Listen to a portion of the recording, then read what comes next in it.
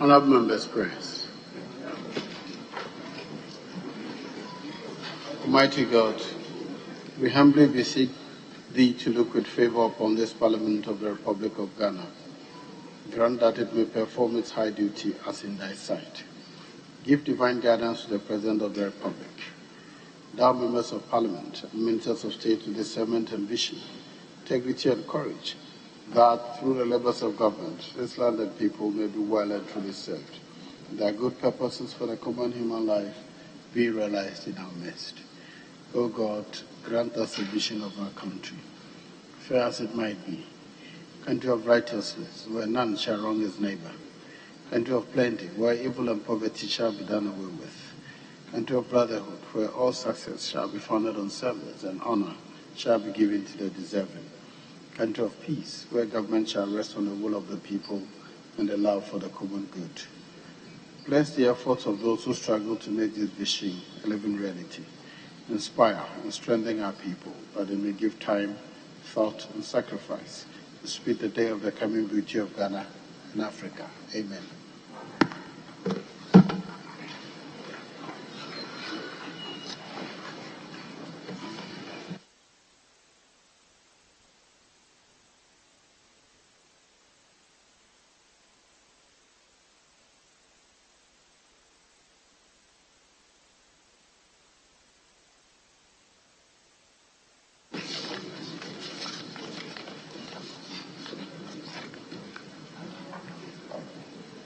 Honourable members, we commence with the correction of votes and proceedings with the 40th sitting held on Friday, April 1st, 2022. Page 1. Page 2.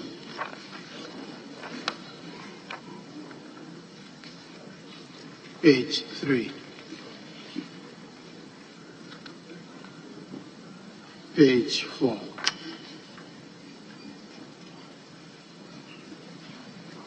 Page 5.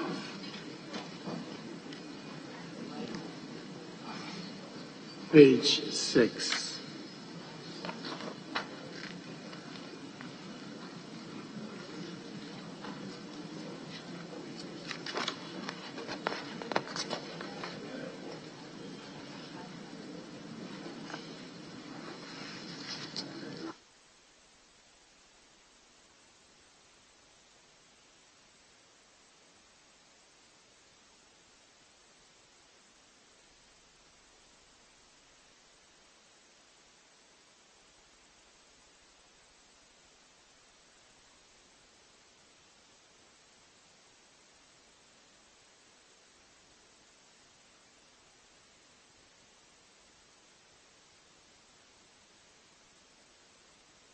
Page 7. Yes, Honourable Member for Adenta. Thank you, Mr. Speaker. Mr. Speaker, just out of curiosity, page 7, number 225, Sarah Adjosafo has been marked as present. If you move on to page 7, I realize that if you move on to the next page, on page 8, it's the first time since I came to this house that I've seen that members, there are no members absent without permission. I don't know whether the table office is giving effect to the Speaker's ruling of you don't have to be physically present in the chamber to be captured, because I don't know if Sarah Joseph is back in this jurisdiction. Thank you, Mr. Speaker.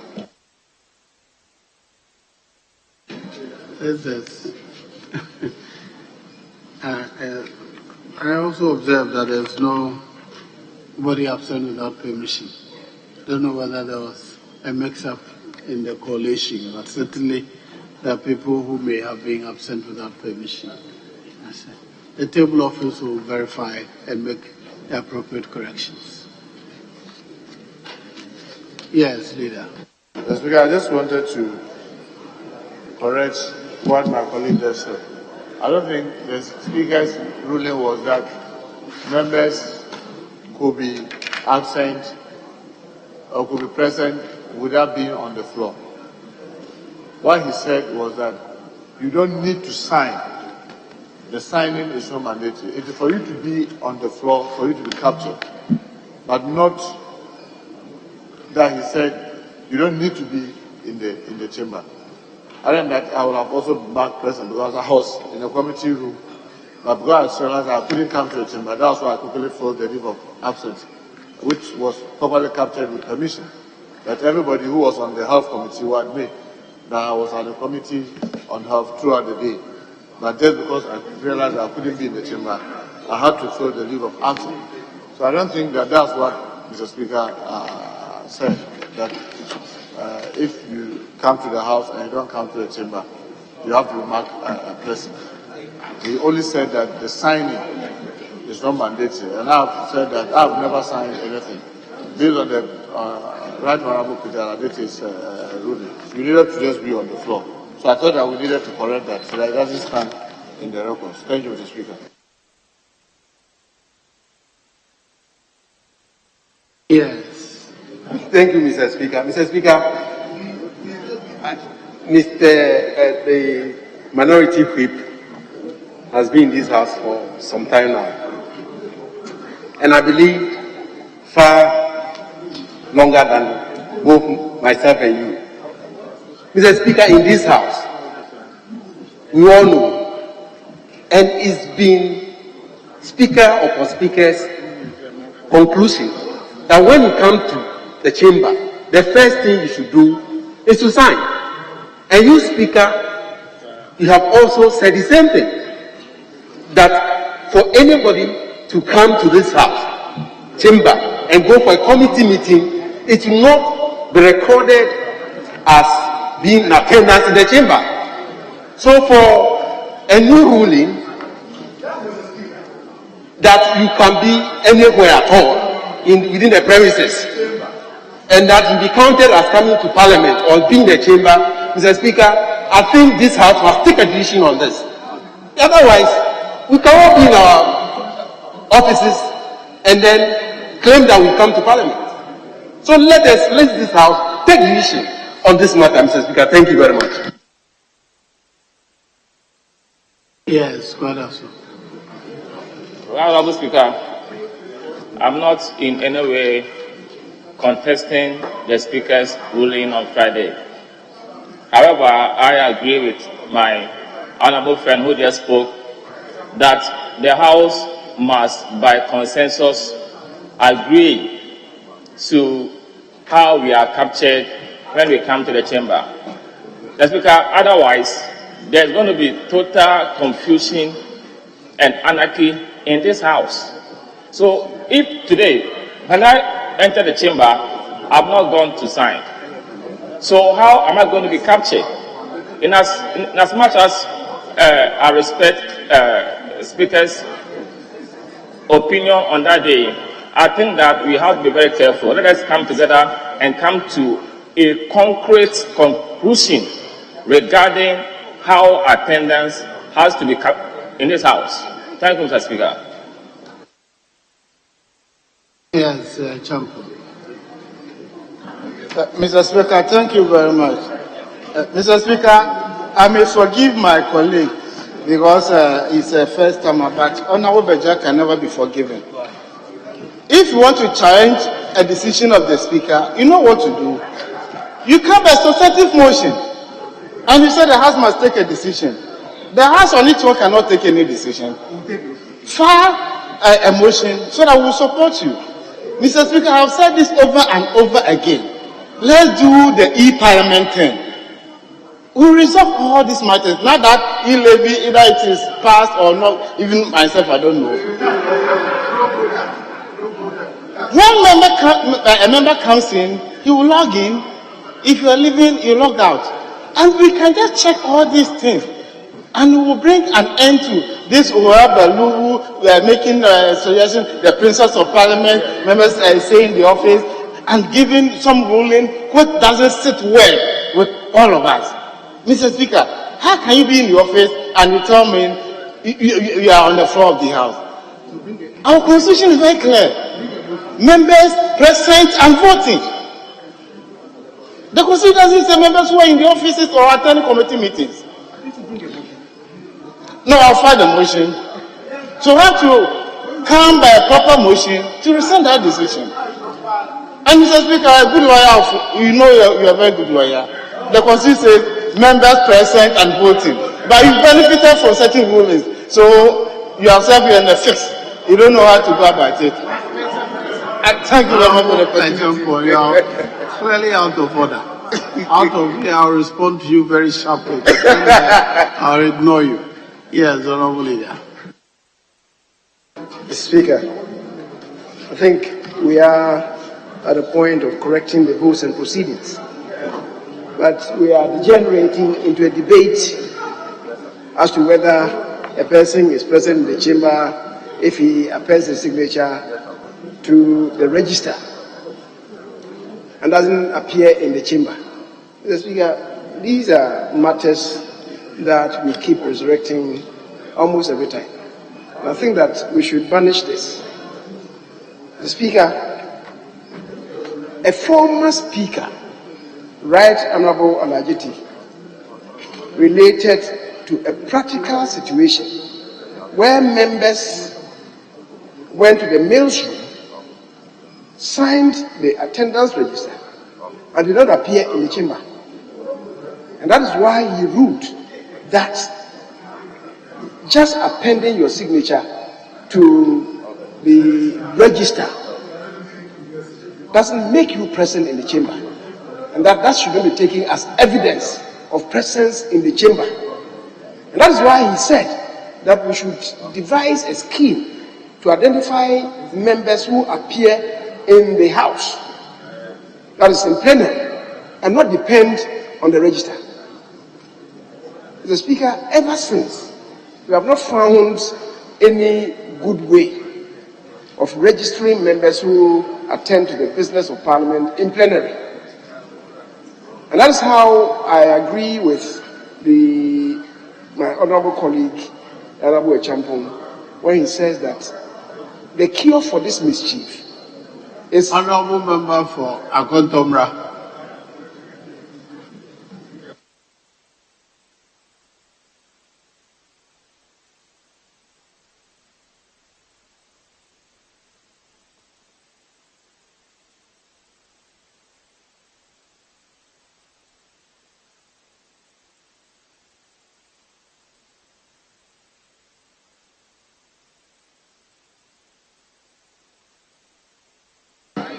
Mr. Speaker, I want to believe that the honorable member for Akontomra didn't hear what you said.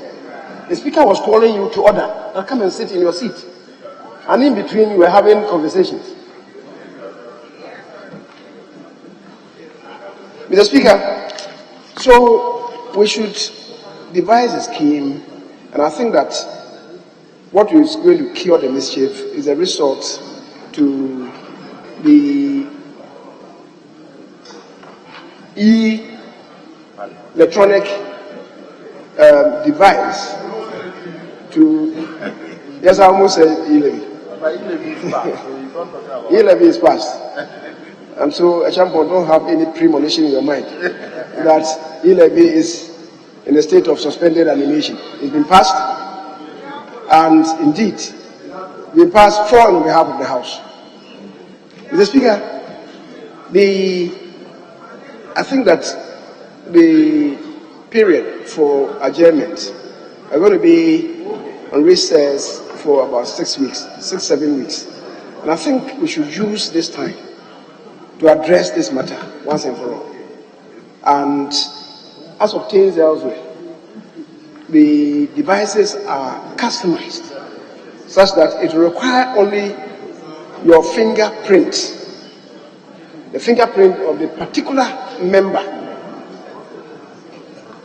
to indicate the presence of that person. Nobody can come and punch the button and claim that he has done so on behalf of the member. Mr. Speaker, I think we should cure this mischief once and for all. Very well, we'll proceed. Page 9. Yes. I'm grateful, Mr. Speaker. Mr. Speaker, please permit me to take you back to page 8. item number 4, the communication from His Excellency the President. The last but one line,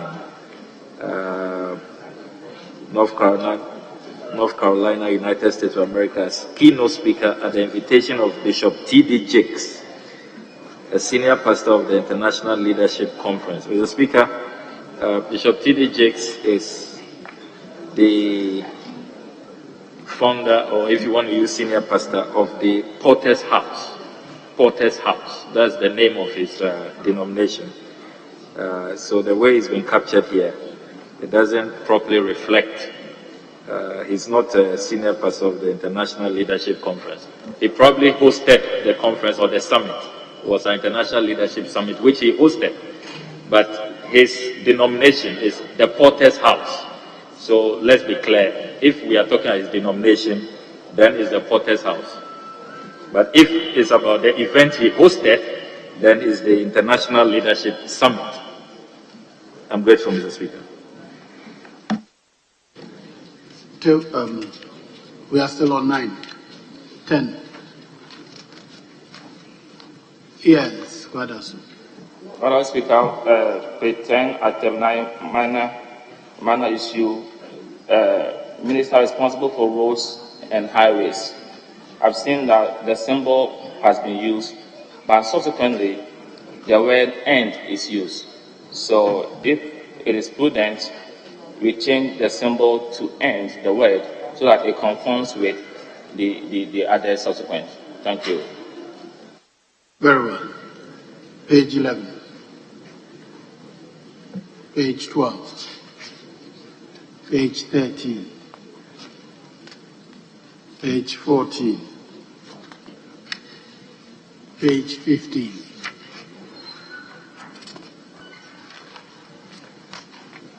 Page 16.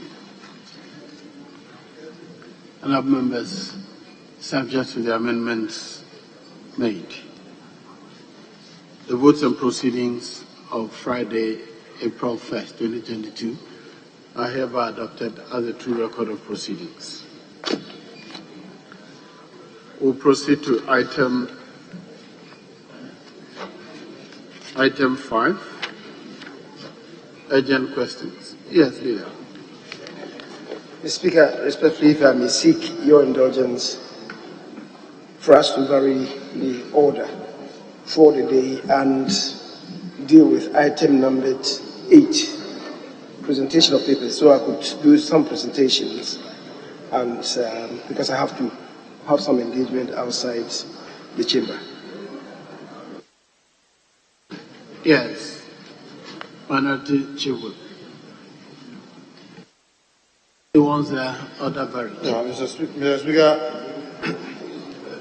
ordinarily there's no any challenge there, apart from to say that I can't see most of the ministers in the chamber, apart from he himself, the business that he has, which is 8B. So in that sense, the business that has to do with him personally will not have problem. But those that the ministers are not there, it is important that those ministers are here. Yes, yeah.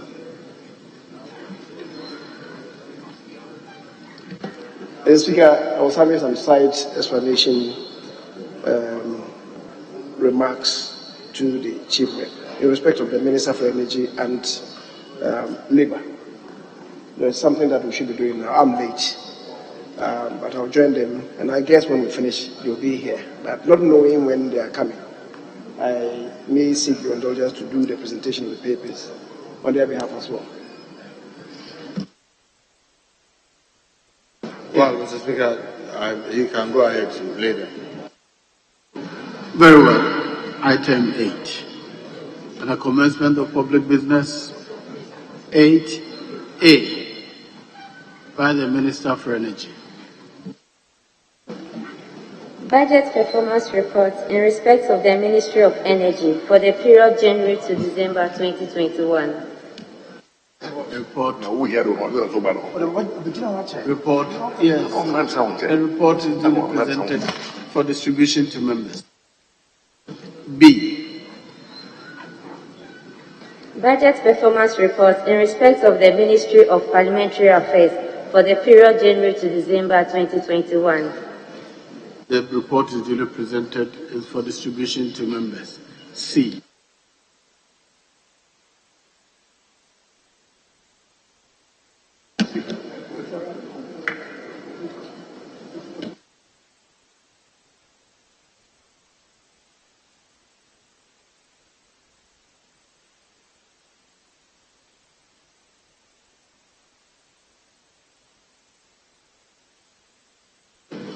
Honourable members, I'm advised that these are performance reports, so they should refer to the specific committees. So, item 8A, by the Minister of Energy, the report is referred to the Committee on Energy to consider and report to the House.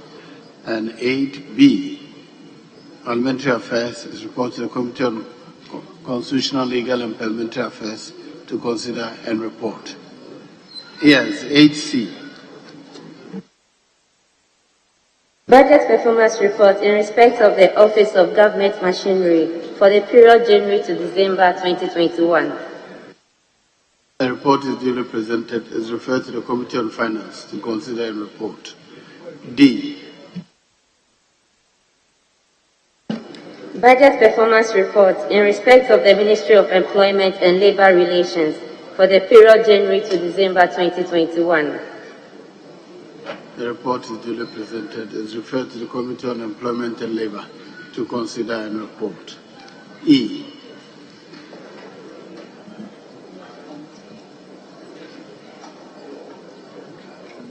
Very well. I'm advised that you not proceed with the Selection Committee's report. Very well. Yes, Honourable Leader. Speaker, it's a matter that I have to discuss with Right Honourable Speaker. And so when he comes in, I'll have a discussion with him before it's late. So, I can return to item 5, can I? Item 5. Item 5. Urgent question in the name of the Honourable Member for Kwadaso. 5A. To be answered by the Minister for National Security. Can you take your seat, Honourable?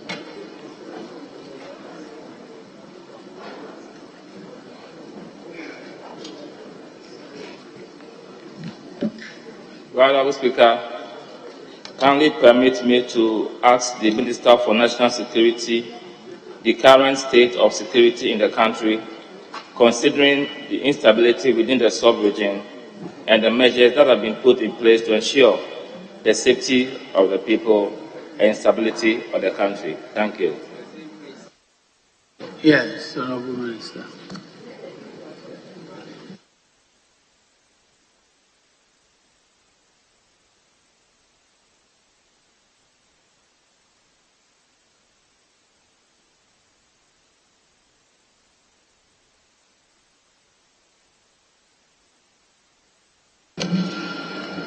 Thank you, Speaker.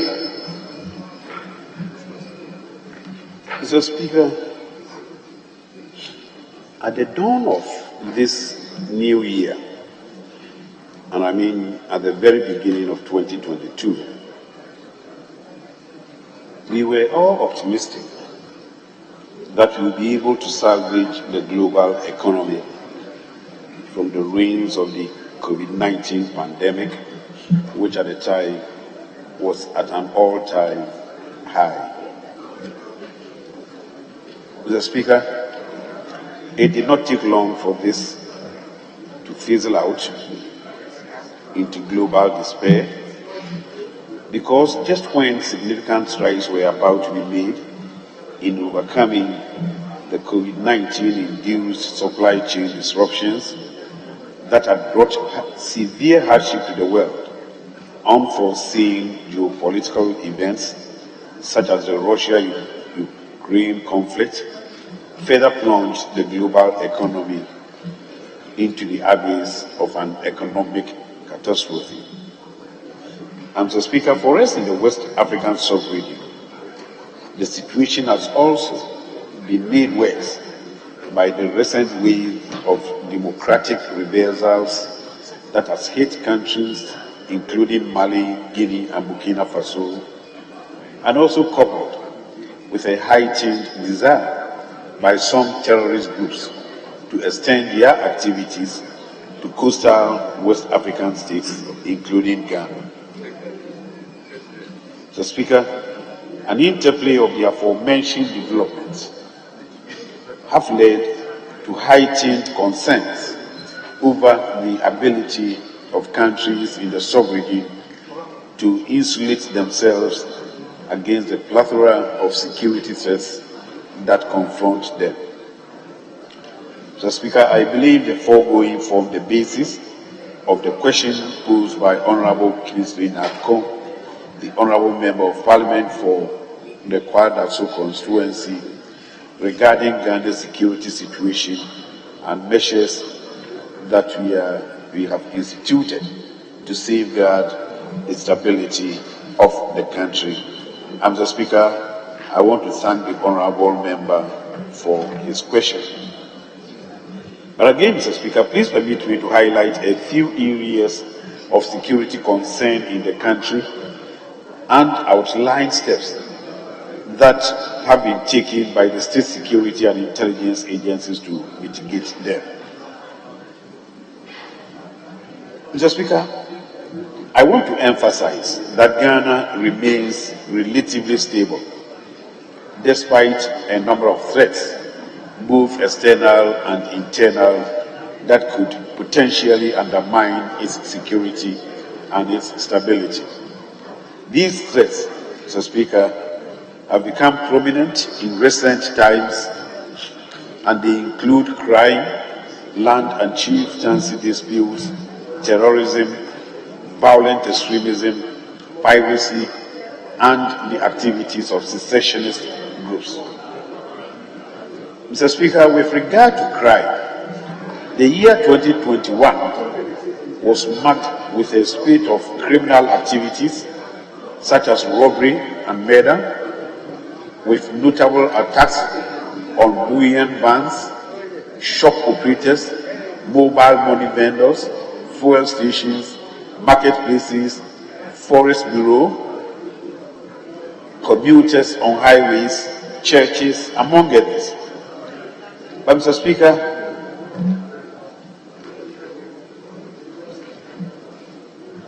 in a bid to curb these criminal activities in the country and safeguard the lives, property, and livelihoods of the citizenry, the Ghana Police Service have instituted a number of measures. In particular, Mr. Speaker, highway patrols and night patrols have been enhanced through the deployment of personnel within Accra and Tema from multiple specialized units, such as the Police Intelligence Directorate, Armed Motorbike Patrol, and combat teams. Mr. Speaker, we've also introduced the horse patrol operations.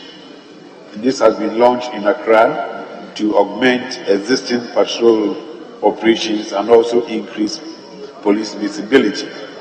There is a shuttle service that has been introduced to facilitate the movement of police personnel from their places of residence to their duty posts.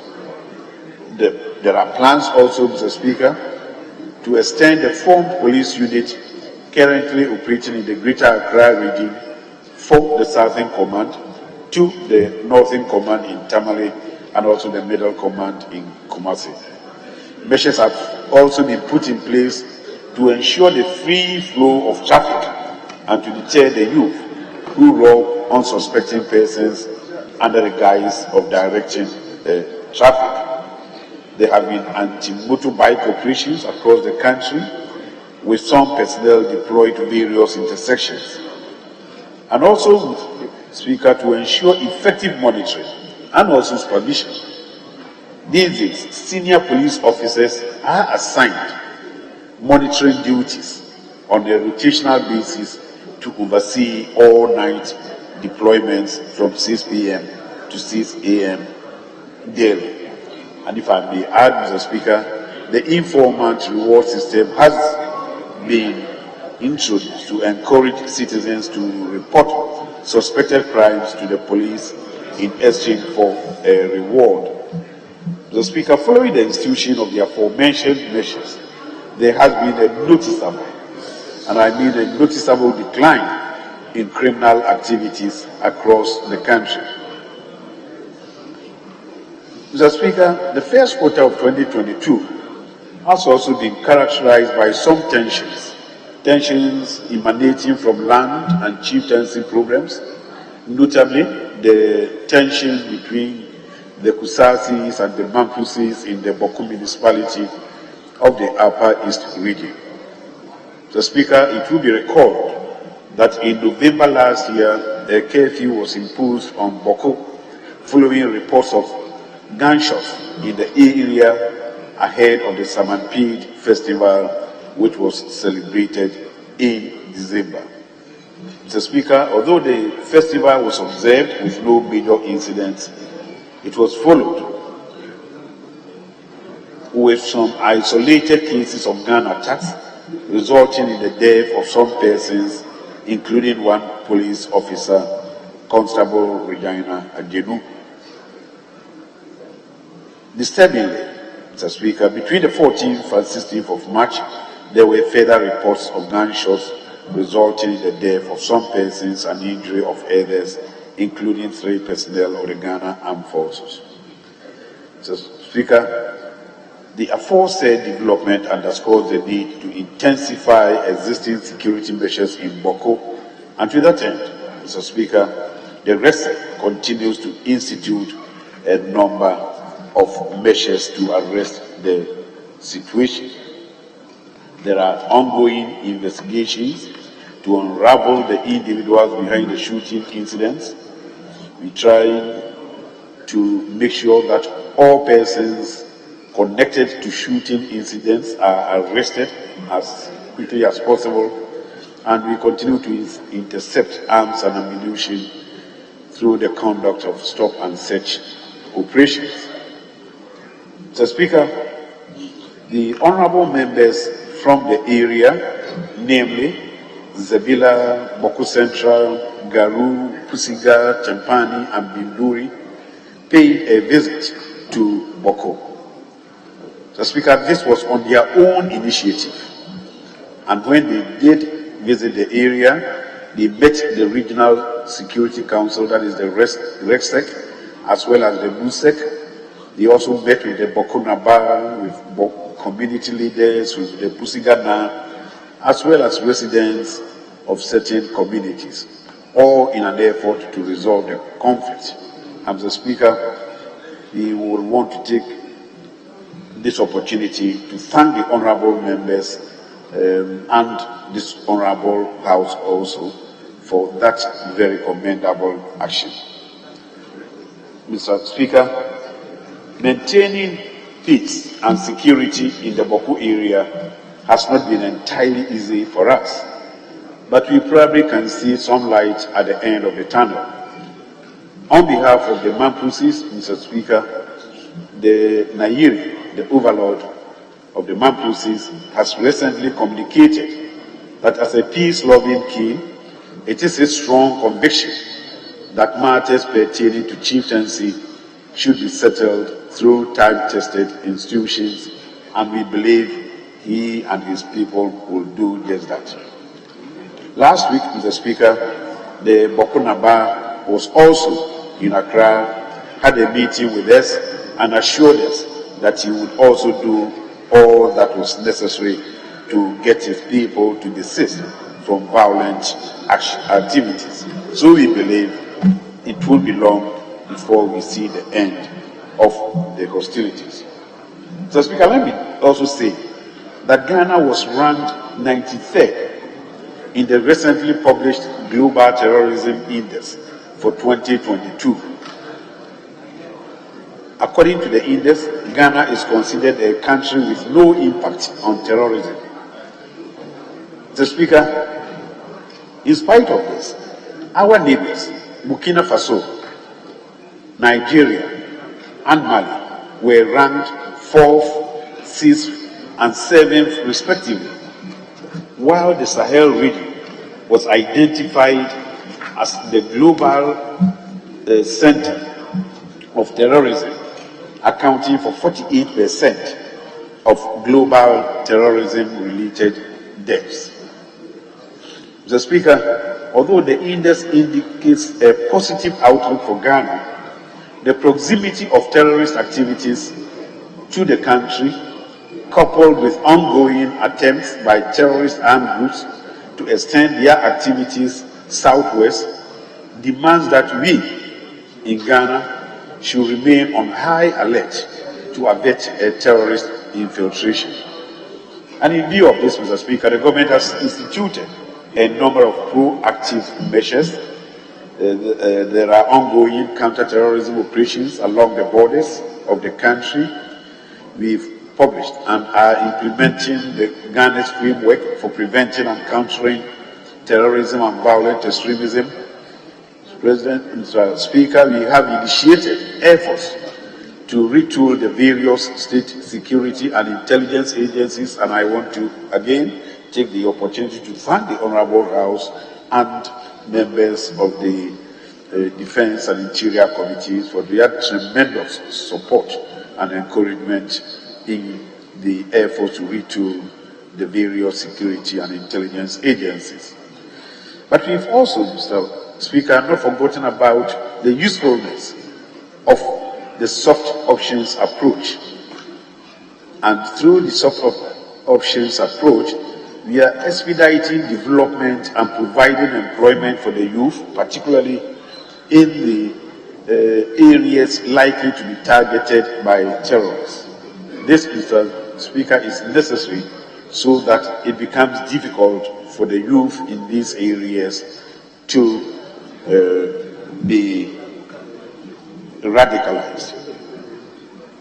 Mr. Speaker, we also recognize the need to cooperate and also to work together with our colleagues in the sub-region. And it is for this reason that through the initiative of our President, we have set up what has now become known as the Accra Initiative. Mr. Speaker, the Accra Initiative is now globally acknowledged as a brilliant initiative and is seen as the best way for the coastal states in the Gulf of Guinea area to respond to the challenges posed by the terrorists. Mr. Speaker, I might also add that the Gulf of Guinea has become the hotspot for pirate attacks in the world. According to the 2020 annual piracy report of the International Maritime Bureau, a total of 82 actual and attempted pirate attacks were recorded in the Gulf of Guinea in 2022. And this, Mr. Speaker, represented 42% of all pirate attacks recorded globally. During the first quarter of 2021, the Gulf of Guinea again accounted for nearly half, 43% of all reported piracy incidents. So, Speaker, we try to do everything possible to face up to the challenges involved with the piracy in the Gulf of Guinea. And in a bid to ensure that our territorial waters remain safe from piracy, the government is undertaking the following. 4 new state-of-the-art vessels capable of effectively patrolling the country's territorial waters were recently procured and commissioned, thanks to the House for its support. The government also intends to leverage Ghana's membership on the UN Security Council to mobilize global support towards addressing piracy in the Gulf of Guinea. Again, Mr. Speaker, we are leveraging the position of Ghana's president as chairperson of ECOWAS to aggressively push for the full implementation of the Yaoundé architecture for maritime security, while calling on countries along the Gulf of Guinea to adopt a cooperative approach toward mitigating piracy. So, Speaker, another significant threat to the stability and security of our nation is the resurgence in the activities of secessionist groups. So, Speaker, the year 2022 commenced with the hope that the secessionist groups would probably cease their activities. This has not been the case, and indications are that these groups are gathering fresh momentum to launch a series of attacks in the country, and we're doing everything to ensure that we will be able to manage the situation. And as a result of this development, Mr. Speaker, we have undertaken a number of measures. We have what we call the Operation Motherland, which is a counter-secession operation in the Eastern Corridor. The government has also begun a series of engagements with the chiefs and people of the Volta region to build a strong social cohesion against the secessionist agenda. And so, Speaker, if I may add, it is worth pointing out that the activities of the secessionist groups do not have the support of the chiefs and the large majority of the people of the Volta region. But, Mr. Speaker, the state security and intelligence agencies remain on high alert to contain the situation.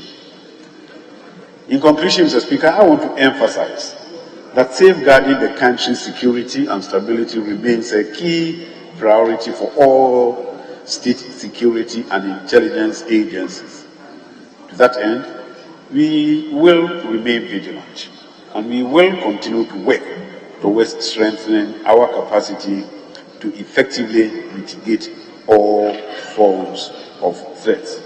And I want to thank you, Mr. Speaker, for this opportunity to respond to the question. Thank you, Mr. Speaker. Yes, any follow-up question, please. Honourable Speaker, I'm grateful to the Honourable Minister for the excellent answers he has given us. However, I want to find out from him if there has been any planned attempt of terrorist attack on our country, and if yes, how was it handled? Thank you. Yes, Honourable Minister.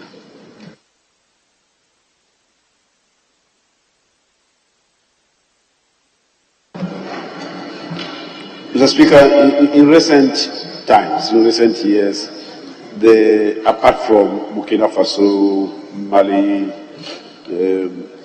there have been a couple of attacks, terrorist attacks in Côte d'Ivoire, about 14, 15 attacks in Côte d'Ivoire. There have been about 7 attacks in Benin, and there has recently been 1 attack, terrorist attack in Togo.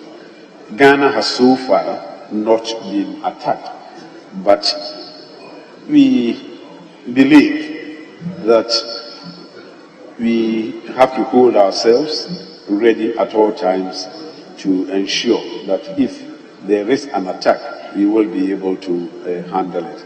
So far, there has not been any attack. It does not mean that the terrorists are not planning to attack.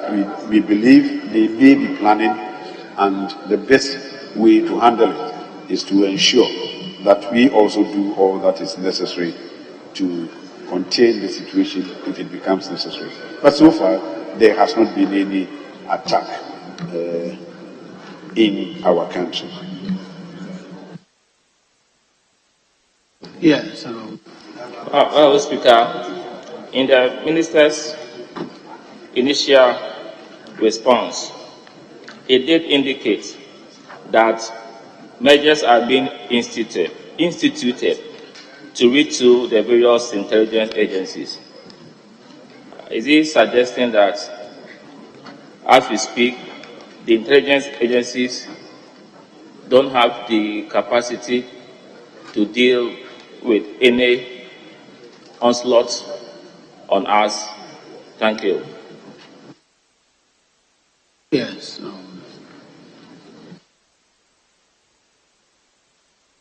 Mr. Speaker, I did mention that we are grateful to the support that we got from the Defense and Interior Committee when it became necessary to retool the security agencies and the intelligence agencies.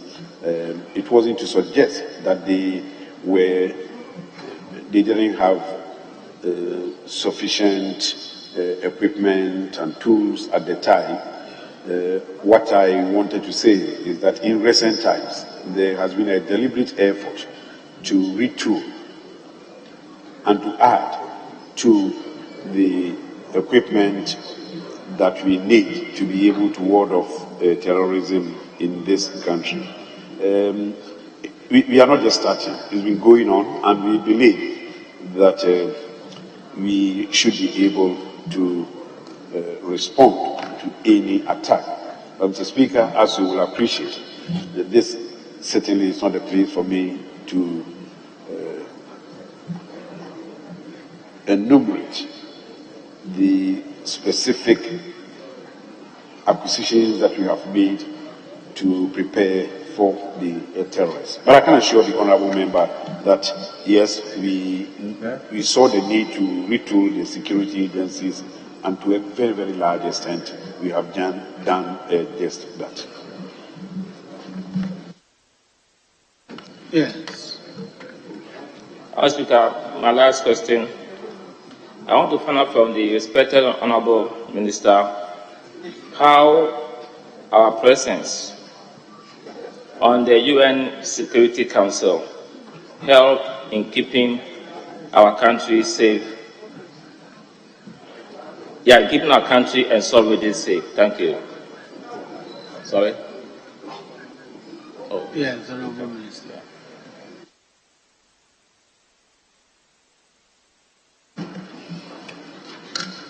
Mr. Speaker, we think it's a big honor for us to be on the UN Security Council.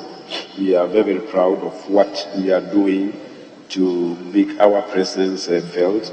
In that position, we represent basically the whole of Africa, and we are very, very happy with the performance of our representatives on the council, who are doing very good work.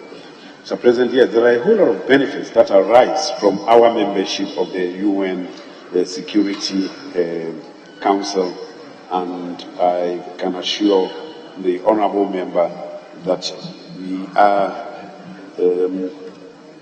making sure that we derive the best possible benefits from our presence in the UN Security Council. We also believe that we will be able to represent the interests of all other countries in the sub-region and be able to use our position there to support the war against the terrorists in our sub-region.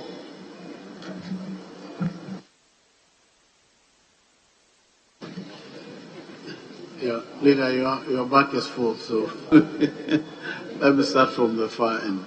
Yes. Yeah. Thank you, Mr. Speaker, for the opportunity. I also want to thank the Minister for National Security for the touching on the efforts that government has made to handle the crisis in Boko so far. Mr. Speaker, in answering the question, the Minister indicated that so far government has invited leadership of the factions, that is Nairi and Boko Nava, and he also indicated that Nairi has indicated his commitment to following the institutions to be able to resolve this matter. Mr. Speaker, I'm aware that there's a Supreme Court ruling on this matter, the highest court of the land, in 2003.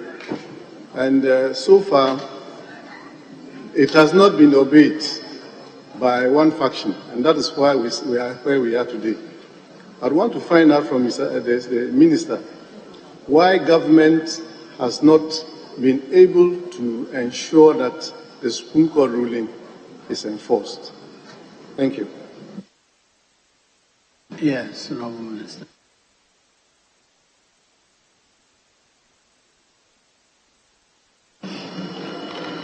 Mr. Speaker, this is a program that we have had in the area for many, many years.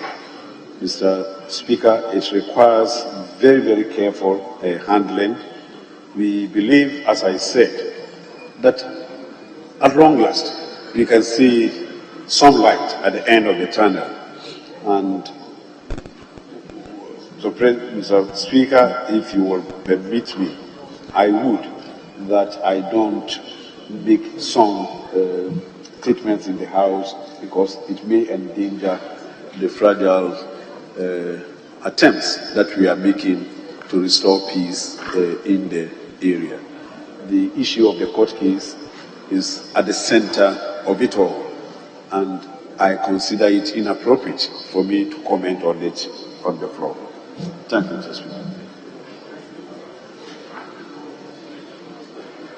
Yes, Bauer. Thank you very much, Mr. Speaker.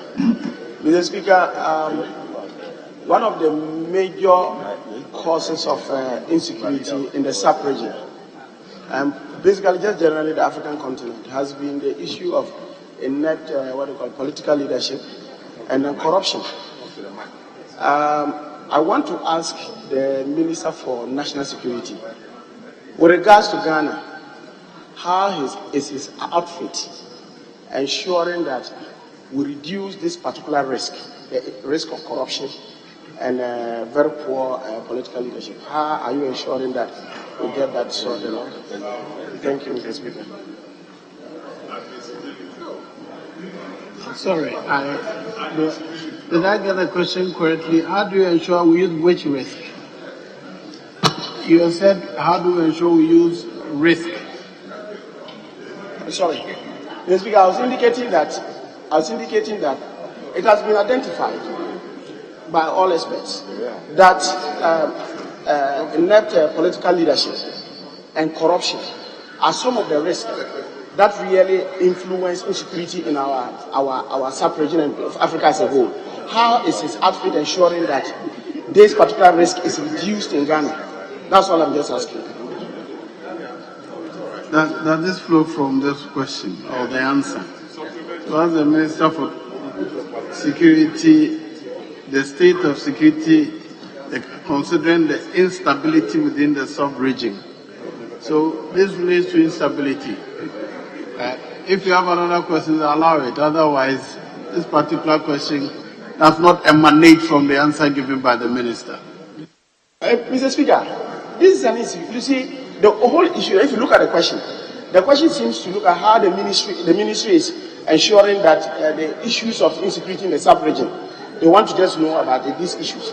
And I'm indicating that one of the causes of this is the issue of corruption and poor political leadership. And I'm saying, how is his ministry ensuring that we reduce this risk, at least in Ghana, so that we do not have these things being the cause of our challenges? That's the only thing I mean. Right. I think the Minister, you left your mic on. That's why I'm having difficulty. Well, I think we should be guided by our rules. Follow-up questions must emanate from the answer given by the Minister. That's why I'm careful. I'm not sure I heard the Minister talk about corruption as a security risk in his answer. Unless I didn't hear anything the Minister wants to fill it in. Yes, Honourable Minister.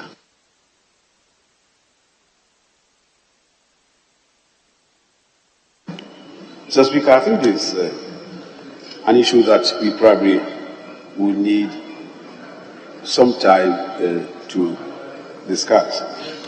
corruption and the extent to which it influences terrorist attacks and extremist attacks. But, Mr. Speaker, under a democratic governance, the best way to stop corruption is to allow the accountability institutions to work. And, Mr. Speaker, the most effective accountability institution is Parliament. If there is corruption, it is because Parliament is not stopping it. And it's a major issue that I believe we cannot do justice to it now. But if at another time the honourable member wants us to have a full-scale discussion on corruption and how to stop it so that it doesn't influence extremist attacks, probably it may be worth doing. But it's also worth pointing out that it's an issue that Parliament should be concerned about, because I believe the best way to solve the problem is to allow the accountability institution to handle it. And the main accountability institution in this instance is the Parliament, which approves the budget for the government to implement and which has the power to get the Auditor General to audit the accounts of government and to submit it to the Public Accounts Committee for scrutiny. Thank you, Mr. Speaker. Yes. Thank you, Right Honourable Speaker, for the opportunity.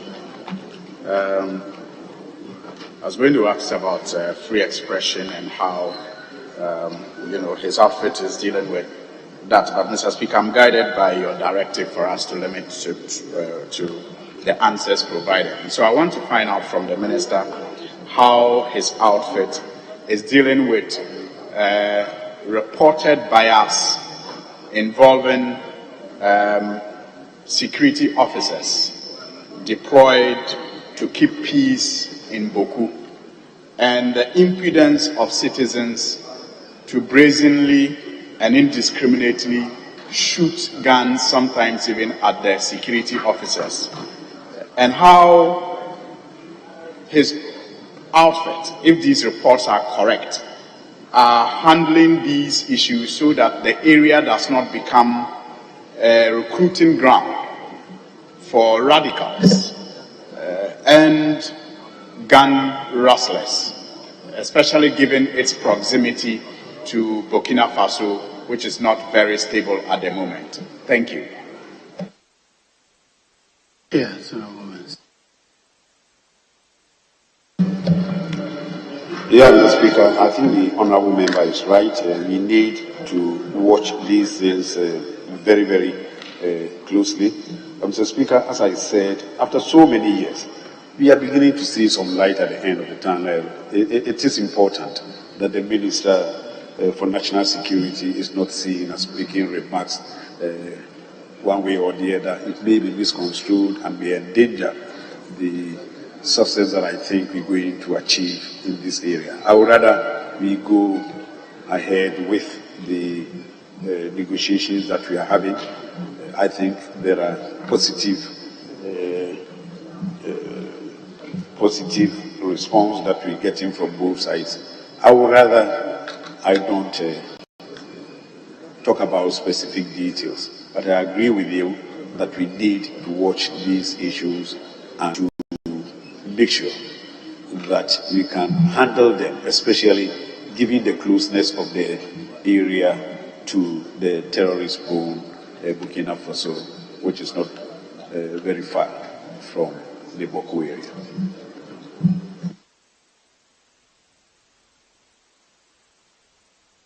Yes. I don't remember your consensus name is not coming. Not from. I'm grateful, Mr. Speaker. Mr. Speaker, I want to thank you for the opportunity and commend the distinguished Minister for National Security for his very detailed responses. Mr. Speaker, I want to find out from the Honourable Minister that I do know that one very important intervention to address the growing threat of insecurity in the sub-region is the Accra Initiative.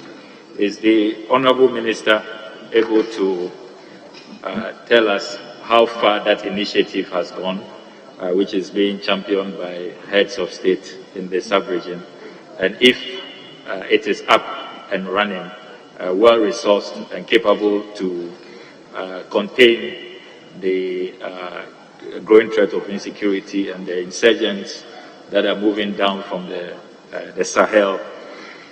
As we know, all our neighbors have been attacked by violent extremists from Togo, Benin, Burkina Faso, and experts have said that the Accra Initiative is what can really help us in a combined multilateral approach. So I want the Honourable Minister to kindly help us with some update on the Accra Initiative. Thank you, Mr. Speaker. Yes.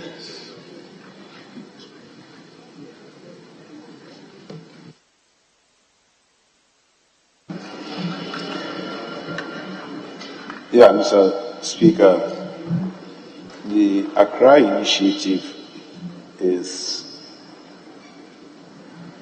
about the major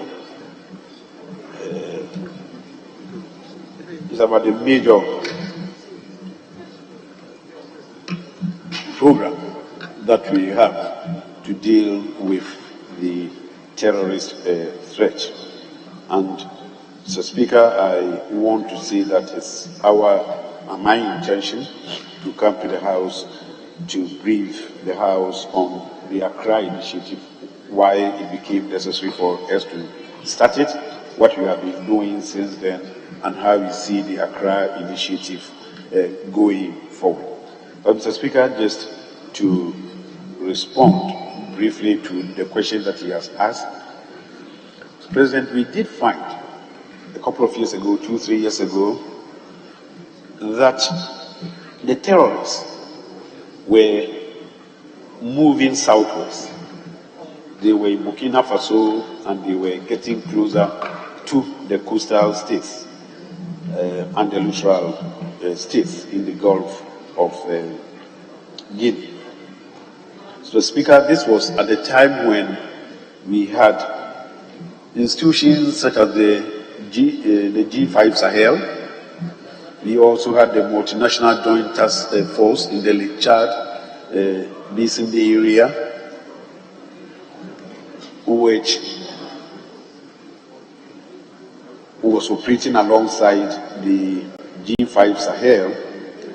We felt, or our president felt, that there was no similar institution to take care of the coastal states in the sub-region that have not been attacked, but that could be attacked. And he felt there was the need for us to come together and prepare as group of countries that believe that we can be attacked. And that was how we started the Accra Initiative. Initially, it was Cote d'Ivoire, Ghana, Togo, Burkina Faso, and Benin. Since then, Mr. Speaker, Niger and Mali have expressed interest to join the Accra Initiative and have in fact been admitted into the membership of the Accra Initiative. At a meeting between the President and President Buhari of Nigeria about 3 weeks ago, Nigeria also expressed its interest in joining the Accra Initiative. And in fact, at the last meeting of the Accra Initiative, Nigeria was represented by an observer, and they have indicated their willingness to join the Accra Initiative. We have, as Accra Initiative, undertaken about 4 joint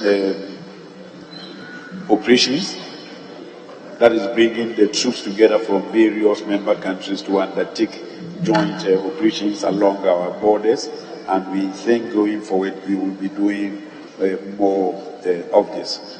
We need to brief the House, and especially the Defense and Interior Committee. We need to let them know exactly what we're doing with the Accra initiative. There are certain issues that we probably may not want to talk about publicly, but we think we have a duty to brief the committee and also the leadership of the House, and in fact members of the House. At the appropriate time, we will do just that. But today, the Accra initiative is recognized by the ECOWAS. The Accra initiative is recognized by the UN. They have expressed their intention to support us as much as possible, and the EU have also expressed their intention to help us as much as possible to fight the terrorists if it becomes necessary. Thank you, Mr. Speaker. Let me give the last one to leader. I have 4 more questions and I have 1 hour already. Oh, Pusiga, very well. You, Pusiga, take the last one. Thank you, Mr. Speaker. Mr. Speaker, let me first of all thank the Minister for National Security for recognizing our effort in going to Boko. Mr. Speaker, from the Minister's answer, he had mentioned has been put in place to enable peace in Boko. I want to find out if any form of compensation or resettlement that is being put in by his outfit to those who have been affected, especially the women, and some of them had died, some pregnant people, some lost their money spent completely. Is there any form of support that you are putting in to enable these people resettle? Thank you, Mr. Speaker. Yes, Honorable Minister.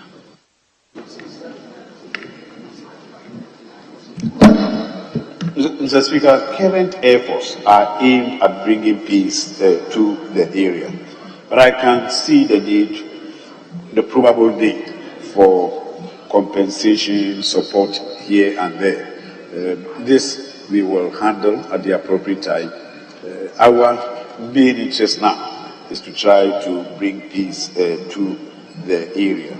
If it becomes necessary for compensation to be paid, for resettlement to be arranged, for support to be given, I believe the people of Ghana will be most willing to give their support. Bringing peace to the Boko area is of vital importance to the country and to all Ghanaians, especially because of the closeness to Burkina Faso, where the terrorists are now operating freely. Very well. Thank you for attending upon the House to answer questions, Honorable Minister. Your district. Sorry, wait. Honorable Minority Leader, he wanted to start, but is not available. Very well. You are discharged, Honorable Minister. The next urgent question is in the name of the Honorable Member for Adaklu, Kwame Government Agbeja. Yes. Thank you, Right Honorable Speaker. Right Honorable Speaker, I have the permission of my senior colleague, Honorable Kwame Agbeja, to ask the question on his behalf. Very well. Honorable Minister for Transport, you may take your seat.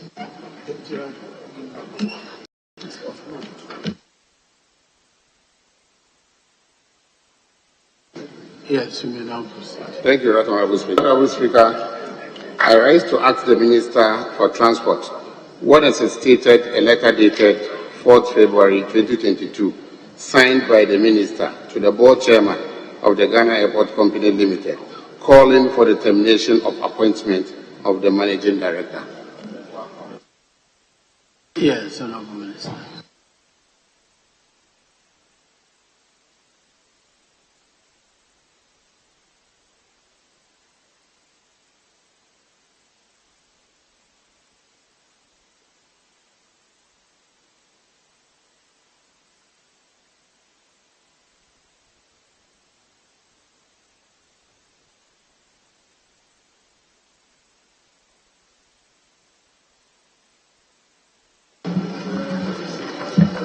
Thank you very much, Mr. Speaker. Mr. Speaker, the termination of appointment of persons holding public offices are governed by appropriate legislation, and persons holding offices in Ghana Airport Company Limited are not exempted from this legislation. Section 17 of the Labour Act 2003, as 51, made provision for notice of termination of appointment.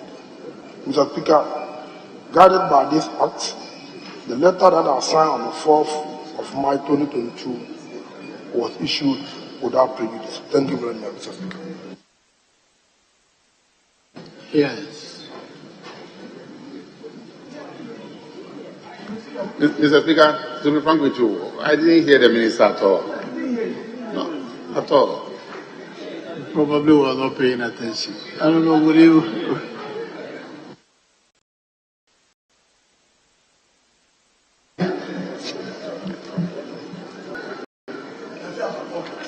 Thank you very much, Mr. Speaker. Mr. Speaker, I said the termination of appointment of persons holding public offices are governed by appropriate legislation, and persons at Ghana Airport Company are not exempted from these legislations. Section 17 of the Labour Act 2003, Mr. Speaker, of 651, had made provision for notice of termination of appointment. Mr. Speaker, also said that guided by this act, the letter that I signed on the 4th of March 2022 was issued without prejudice. Thank you very much, Mr. Speaker. Thank you, Right Honorable Speaker. If I heard the minister right, he said the termination is governed by some acts and what have you. But that is okay. But we know to sack somebody, the person might have done something, either wrong or right. That is why we want to know what has he done to necessitate the trigger of the act or the labor law or whatever. What triggered it? That's all what we want to know. Thank you. Honourable Minister.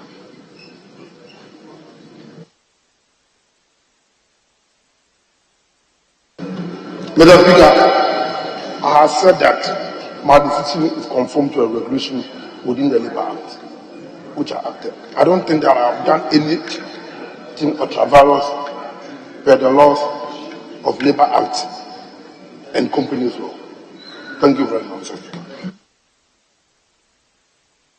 Yes, Mr. Speaker, I have not said he's done anything ultra-virus, but all what we are trying to ask is that according to the labor law that he has followed, what has he done, or what has the former MD done to necessitate the use of the labor law in terminating his appointment? That's all. If I understand him, he's saying that under the labor law, he is not bound by the person ought not to have done anything in particular. If you have any specific area you want to pin him to, just quote it and refer him to it. Yes. Thank you, Right Honourable Speaker. I request that the Minister provides details for the cause of termination in order to determine whether the termination is fair or unfair, to allow the employee to assess the appropriate quarters. We need to know the cause for the termination. Thank you very much. I think what the Minister said is that the law does not require him to do that. You are a labor practitioner.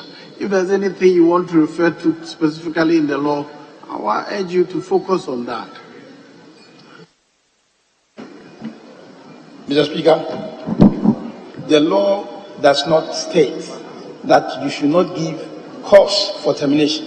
Depending upon the contract that you have, and of course, if it's a closed contract, you need to know. But the law does not, allow or permit the employer to dismiss or terminate arbitrarily, and that is why we have the Labour Commission there. So, if you know either he was indisciplined or he committed a serious offence that required the evoking or going into the act, that should be made public, Mr. Speaker. And that's what the law says. Yes, Honorable Minister.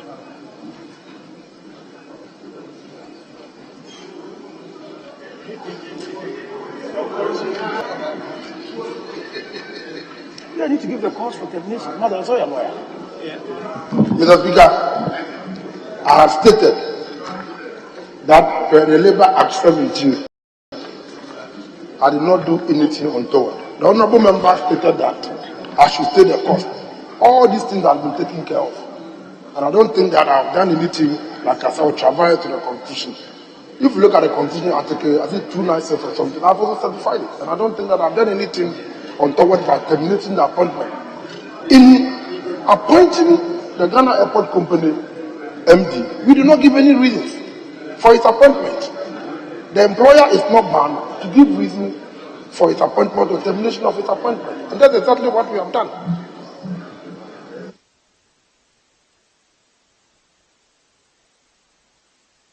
Thank you, Mr. Speaker. Clearly, the minister acted accordingly because he's referred to an act.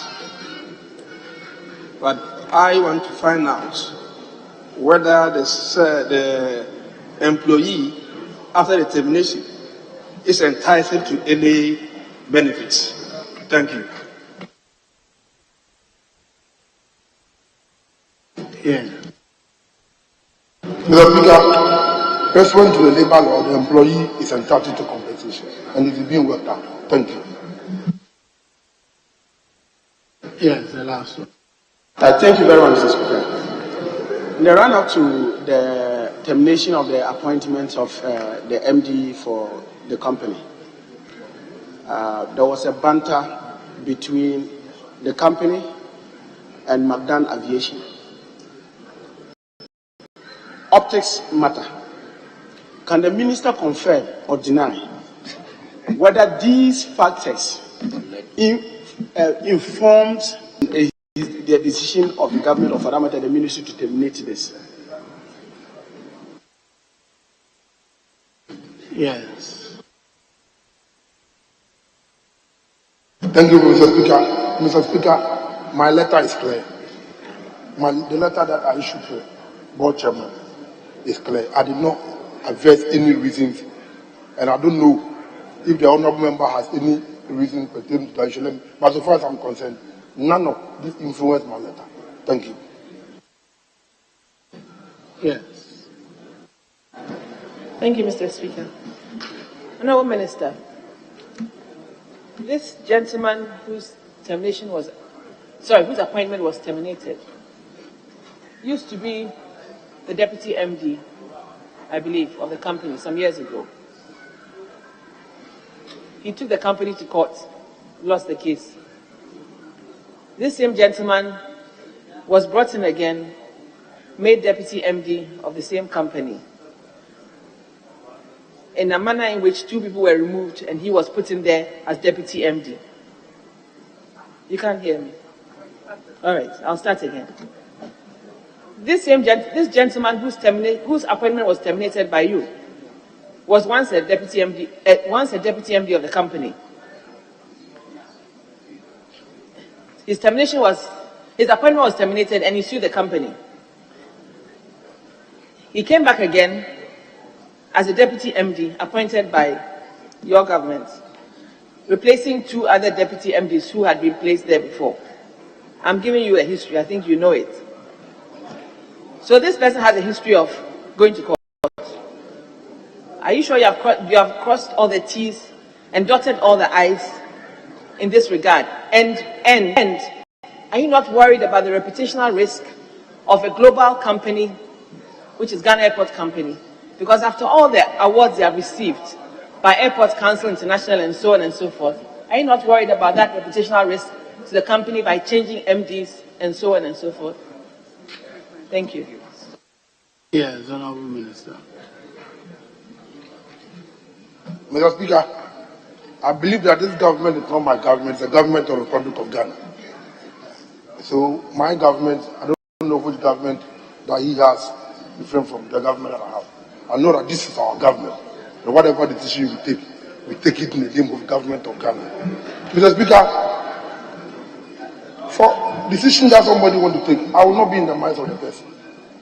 People can speculate all manner of things. As far as I'm concerned, I act in a way that I need to act in a way to protect the interest of the people. So if somebody decides that he would like to go to court, the court is there to determine the merit of the matter that the person takes court. So that is not my concern. But for the reputation of Ghana Airport Company, I think that our reputation is intact, is compact, and I don't think that this particular action will go in a long way to affect the image of Ghana Airport Company. Thank you very much, Mr. Speaker. And then, do the leadership wish to ask any questions on this one? Very well. Oh, he never showed interest until after the thing that he's coming with interest. That's why I'm not ignoring him. Yes, leader.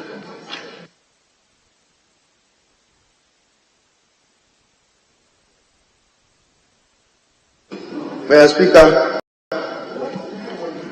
the circumstance leading to the untimely dismissal of the chief executive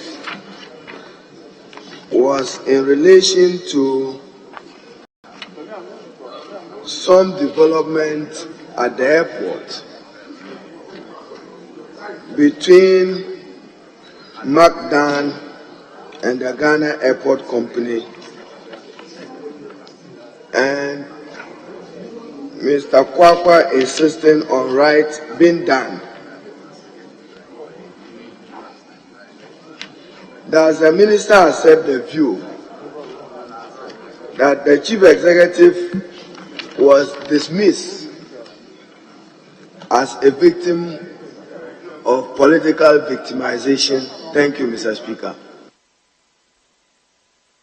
Yes, Honorable Minister. Mr. Speaker, my good friend, the Honorable Minority Leader, made the assertion that the former MD suffered as a political victimization. Mr. Speaker, I reject it entirely. And thank you very much.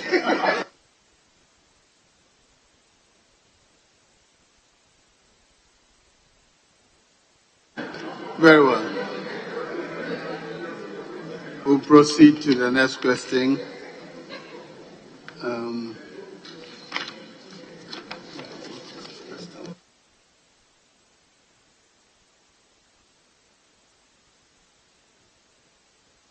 Question number 541. The Honourable Member for Tema East, Isaac Ashai Odampton. Yes. Thank you, the Honourable Speaker. I rise to ask the Minister for Transport what measures the Ministry has put in place to reduce the incidence of pirate attacks in the waters, or in the water or ocean transport on Ghanaian territorial waters, and the extent to which stakeholders have been involved in the process. Thank you. Yes.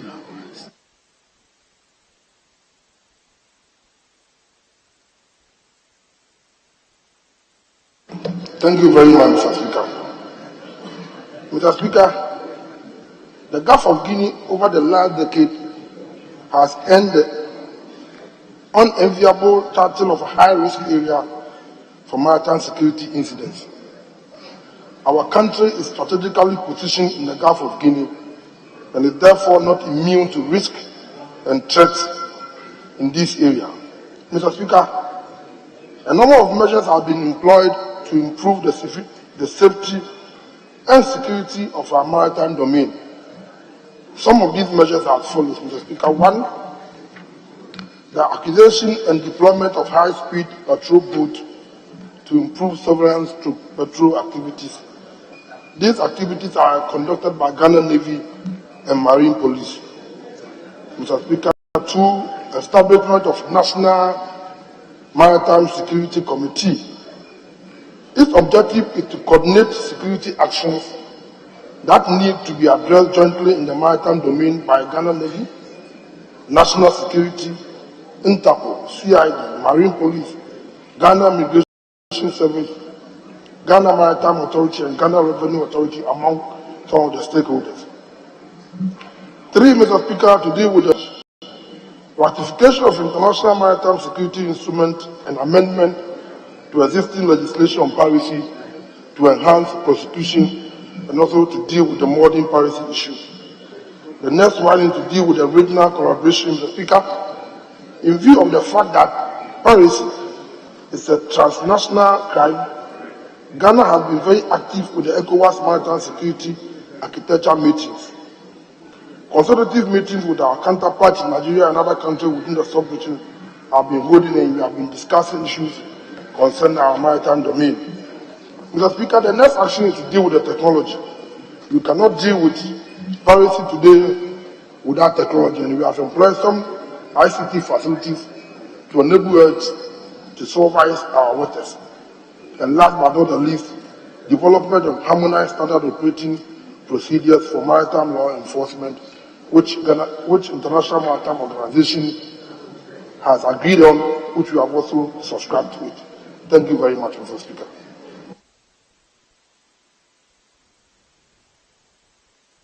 Yes, you have any follow-up questions? Please proceed. I do have. Mr. Speaker, the minister rightly alludes to the fact that the last decade has seen a rather disturbing increased rate in piracy on our waters. Rightly so. A report by the International Bureau of Piracy and Armed Robbery against ships suggests that between 2015 and 2019, just about 10 piracy situations arose, compared to just last year, 2021, from January to October, 39. Is it time for these measures put in place to be reviewed, Mr. Speaker? Thank you. Yes, Honorable Minister.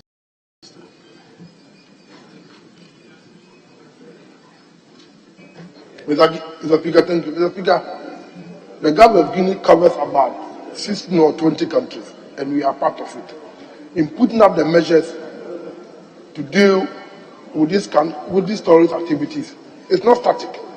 And you know these pirates, they don't stay at one place. They change their system, they change their methods. That is why we keep on reviewing it. And if it is at any point in time that we think that they've changed in such a way that we need to change some of the measures that we put in place, why not? We will do it. So we keep on reviewing it, and when it is necessary that we need to take a critical look at some of these measures or add some to it, we will do so. Thank you very much, Mr. Speaker. Yes. Mr. Speaker, listed as item E in the minister's response, he alludes to the use of technology to combat piracy attacks on our waters. May I find out from the minister why the Vessel Transport Monitoring Information System, which is supposed to help monitor all vessels on the Ghanaian Economic Exclusive Zone, has been down for a long time, and not much has been done to ensure the system is up in the face of the use of technology. Thank you. Yes. Thank you very much, Mr. Speaker. Mr. Speaker, like I said, technology is dynamic. There may be a system breakdown, there may be equipment that we need to fix. The fact that at a point in time you had a problem with your technology or the equipment that you are using and you needed to fix it does not mean that the system, yes, at a point in time we had issues with it, but we put in place some measures, and enough measures have been put in place to deal with the work that the VTMIs is supposed to do. And currently we don't have any problem with the VTMIs. Thank you, Mr. Speaker.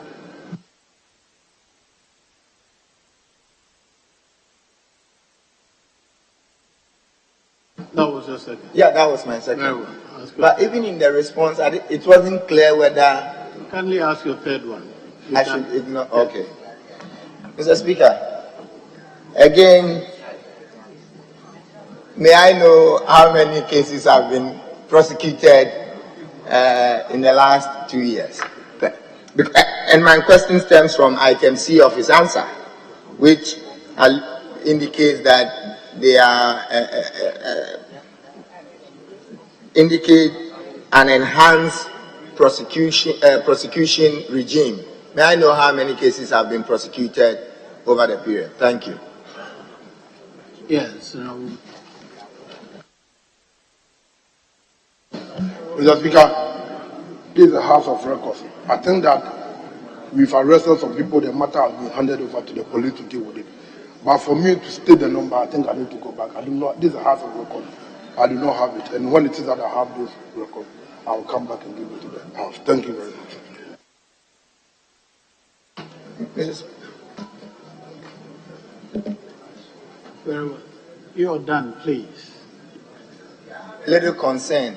Almost all the questions I've asked on the floor, 3 times, ministers have answered that they will get back to me, they will come back with answers, and not maybe because I'm new, but I never get responses to the questions I ask when they say they will get back to us.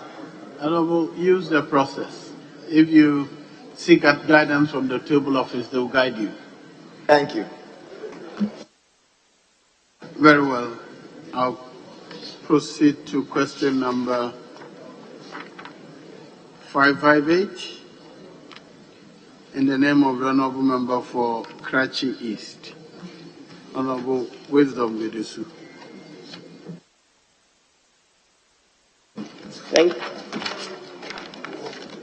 Thank you, Mr. Speaker.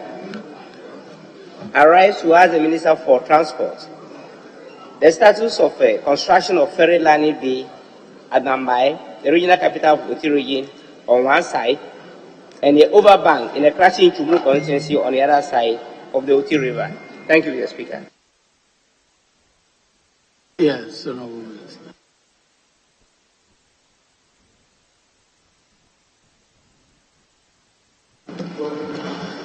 Thank you, Mr. Speaker. Mr. Speaker, the Ministry has commenced the construction or the rehabilitation of ferry landing sites along the Water Lake, namely Yeji and Makango, Dambai and Dambai Overbank and Agodeke. The Dambai and Dambai Overbank site, that is Lot 1, commenced in 2018 and is currently about 68% complete. Unfortunately, Mr. Speaker, the works have been suffered delays due to incessant rainfall that adversely affected the performance of the contractor. Mr. Speaker, it would interest you to know that notwithstanding these challenges, the Water Lake will soon undergo major facelift as part of the overall development of the cross-lake ferry services. Mr. Speaker, I have said in this House many a time again that a feasibility study has been completed with funding by Korea Exim Bank under the Economic Development Cooperation Framework between the government of Ghana and government of Korea.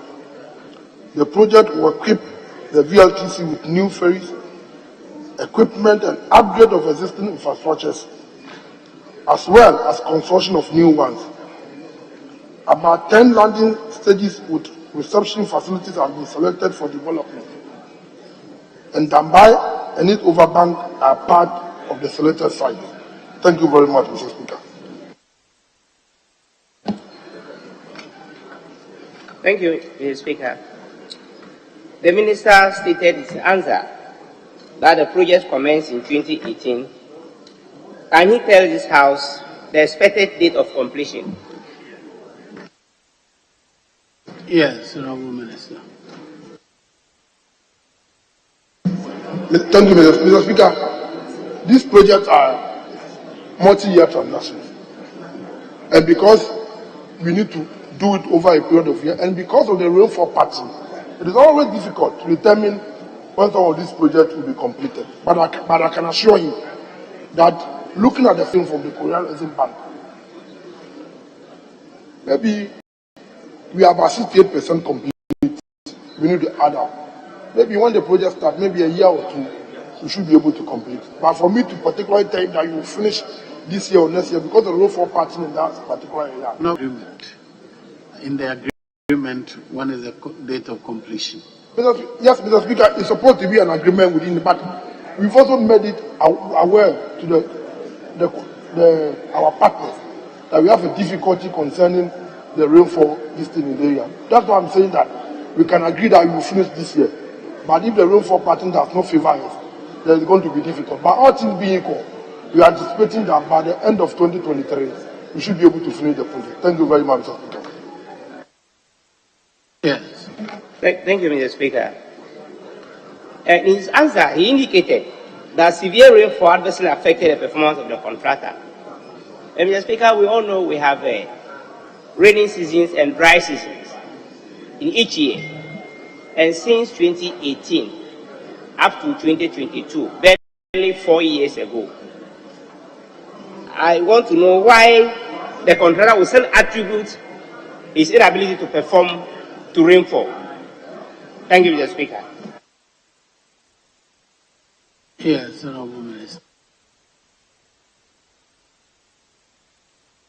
Thank you very much, Mr. Speaker. Mr. Speaker, like he rightly said, I said that some of the challenges that we are facing is the rainfall part.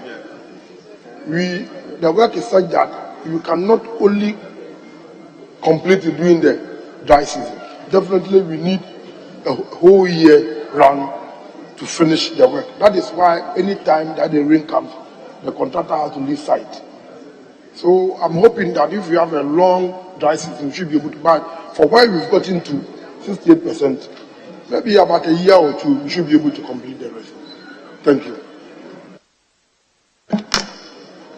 Thank you, Mr. Speaker.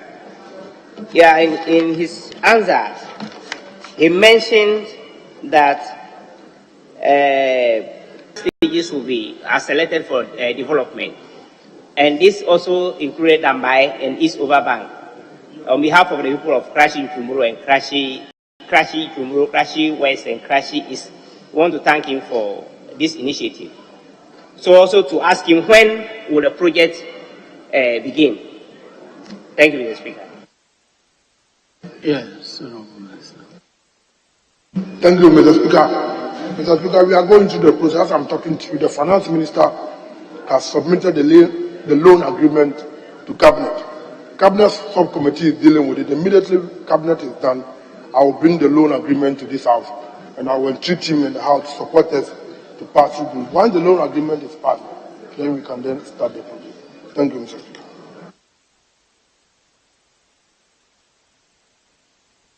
Very well. Honorable Minister. Yes, Leader. Mr. Speaker, my colleague, the member for Chama East, was drawing my attention that his question 542 was skipped, and some other questions were equally skipped.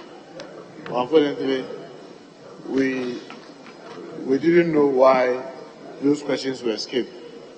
So I wanted to find out why those questions were skipped.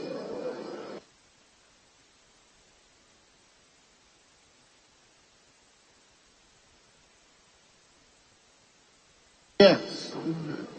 Speaker, I see my colleague came late to leadership meeting. There was an earlier discussion we had, and Speaker, your good self called the minister to speak to concerns, and the reason, as was given by the minister, that he couldn't or he wasn't in the position to answer all the questions. So that matter had been dealt with. The Honorable Ahmed was a witness, and he had indicated that first week when we return, he will come and do the needful and answer all the outstanding questions aside. So my colleague, I'm just bringing my colleague up to speed to discussions we had this morning. So the matter has been dealt with. Well, Mr. Speaker, unfortunately, my colleague, the Deputy Whip hasn't briefed me. Speaker, my worry stems from the other ministers just like him. So these questions were forwarded to that ministry. My check shows that some of them had been for the past 6 months. The standing orders are very clear how long questions should last at the ministry. And many of them, he had to reschedule by writing to the House, giving an excuse why he couldn't come. So, Speaker, the letter that went on Thursday was just only a reminder to remind the minister that those questions that have been outstanding have not been scheduled for answering. So, Speaker, I want to plead with the minister, once again, just like I did with the other ministers, that if you don't put a structure in their ministry to handle parliamentary questions, we always have this challenge, because the questions have been there for long, only to come and say you don't have the answers, give me some other time. By the time I realize, then the questions elapse. So, Mr. Speaker, we want some assurance from the minister that he is determined. Honorable Chief Whip, like he explained, you were not there. I actually brought the minister into the meeting when I was informed that he was not able to answer these questions. I brought him to the Free-City meeting so that all these matters that you're raising now will be dealt with at the meeting. So be assured that it's a pity your deputy is not here to brief you. But we took the assurance from him that it will be the first week when we resume. He will bring all those answers. Mr. Speaker, I acknowledge that, since you yourself chaired the Free-City meeting, I'll be grateful if he answers into the mic so that we go into our official records. So that if he fails, Committee on Government Assurance can hold him responsible, because he's a very slippery minister. Thank you, Mr. Speaker. Since I have spoken, it has gone into the record that he has given us that assurance. Honourable members, that will bring us to the end of question time today. Honourable Minister, you're discharged for now.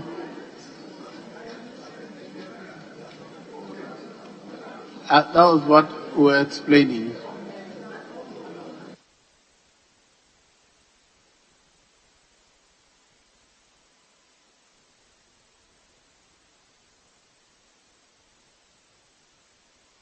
Very well.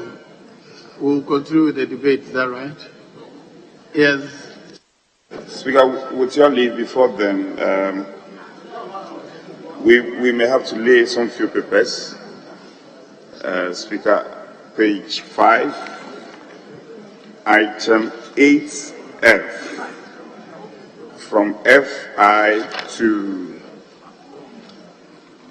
FVII. So, item 8F, I to VII. Speaker, with your leave. Very well. We will resume public business. Presentation of papers by the chairman of the committee. Item FI. Report of the Finance Committee on the request for parliamentary ratification of the Charter establishing the Eastern and Southern African Trade and Development Bank, DBD Charter. The report is duly presented for distribution to members. FII. Report of the Finance Committee on the Buyer's Credit Agreement between the Government of the Republic of Ghana, represented by the Finance, and the Government of the India, acting through the Export-Import Bank of India, for an amount of $20,984,410 United States dollars to finance the implementation of the establishment of assembly plants for tractors, backhoe loaders, and fabrication of agricultural implements in Ghana. The report is duly presented for distribution to members. Item FIII. Report of the Finance Committee on the request for waiver of import duty, import get fund levy, import get fund levy, import NHIL, import VAT, EXIM levy, and special import levy, amounting to the Ghana cedi equivalent of 1,810,197 United States dollars on materials, equipment, and machinery required to be procured for the implementation of the establishment of assembly plants for tractors, backhoe loaders, and fabrication of agricultural implements in Ghana. The report is duly presented for distribution to members. Item FIV. Report of the Finance Committee on the financing agreement, Sellers Credit Facility, between the Government of the Republic of Ghana, acting through the Ministry of Finance, and China Shipbuilding Trading Company Limited, CSTC, for an amount of 84,994,050 United States dollars to finance phase 1 of the 37 military hospital expansion project. The report is duly presented for distribution to members. Item FV.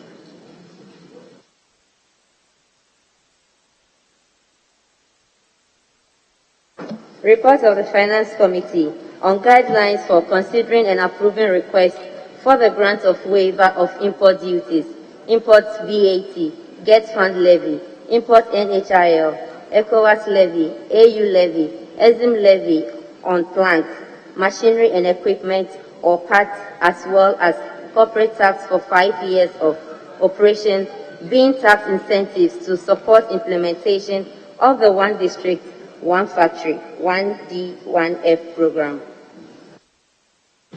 The report is duly presented for distribution to members. That should be the end, is that right? That is the end of the reports of the Finance Committee. Yes. Yes. Speaker, I suspect we left out one, that is VI.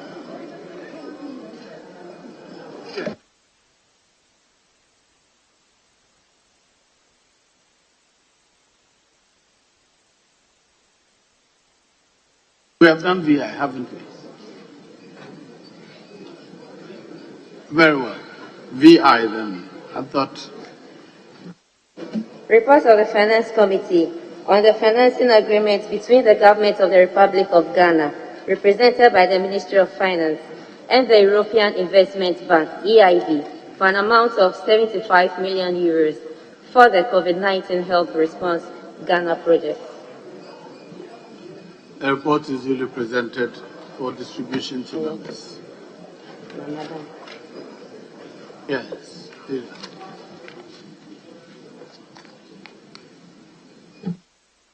Speaker, item 10 now. Item 10 on page 8.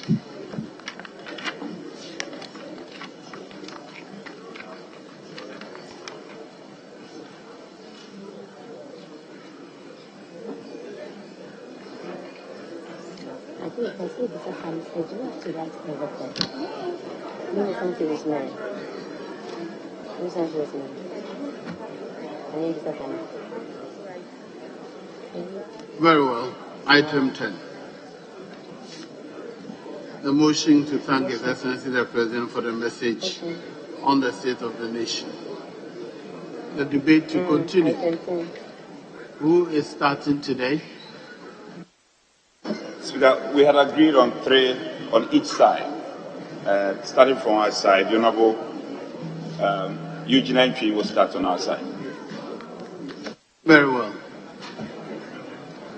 Mr. Speaker, I wish to contribute to the state. Entry, yes. I wish to contribute to the State of the Nation address delivered by President Akufo-Addo, President of the Republic of Ghana, and Commander-in-Chief of the Ghana Armed Forces on Wednesday, 30th March 2022.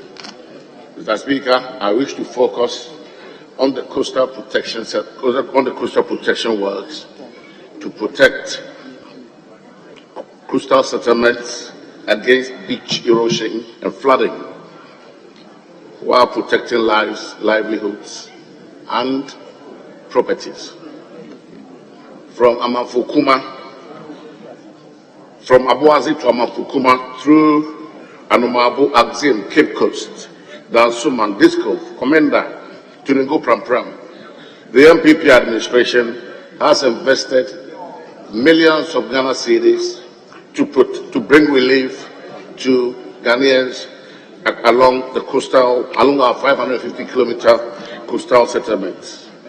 Right, Honorable Speaker, to mitigate the disaster risks associated with flooding in various parts of our country, President Akufo-Addo has invested a whopping amount of 450 million Ghana cedis towards the implementation of the 2018 and 2020 National Flood Control Program in the areas of excavation and desilting works. Mr. Speaker, on the housing front, the State Housing Company Limited did embark on the following projects in 2021. I'm quoting the figures. I have to read. I have to refer to it. Mr. Speaker, in Greater Accra,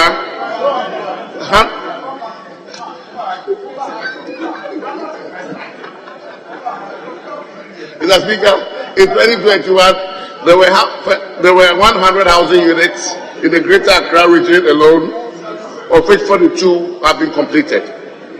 In the Western North region of our country, 40 projects, of which 40 have been completed.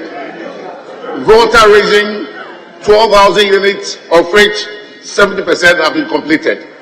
And the Eastern region, 300 units, of which 60% have been completed. Mr. Speaker, with our aforementioned, I'm happy to emphasize that the long wait for secure, decent, affordable housing for our nation's public servants will soon be a thing of the past. The State Housing Corporation has commenced the preparatory works for 400 housing units across 16 districts.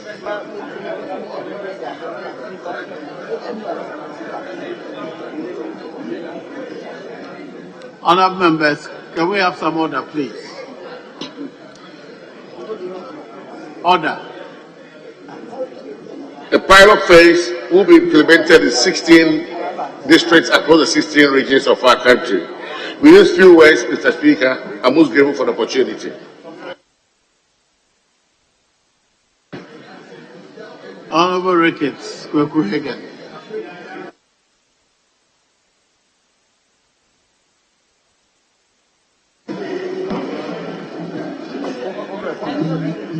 Thank you very much, Mr. Speaker, for the opportunity to contribute to the debate on the floor on the message on the state of the nation delivered by His Excellency, the President of the Republic. Mr. Speaker, I must take the opportunity.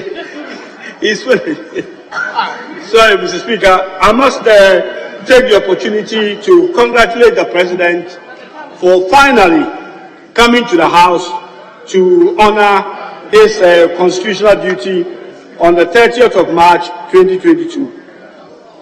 Mr. Speaker, Ghanaians were relieved to finally hear from the President admitting that Ghanaians are anxious about the deplorable state of Ghana's economy and the anxiety being felt across the length and breadth of this country.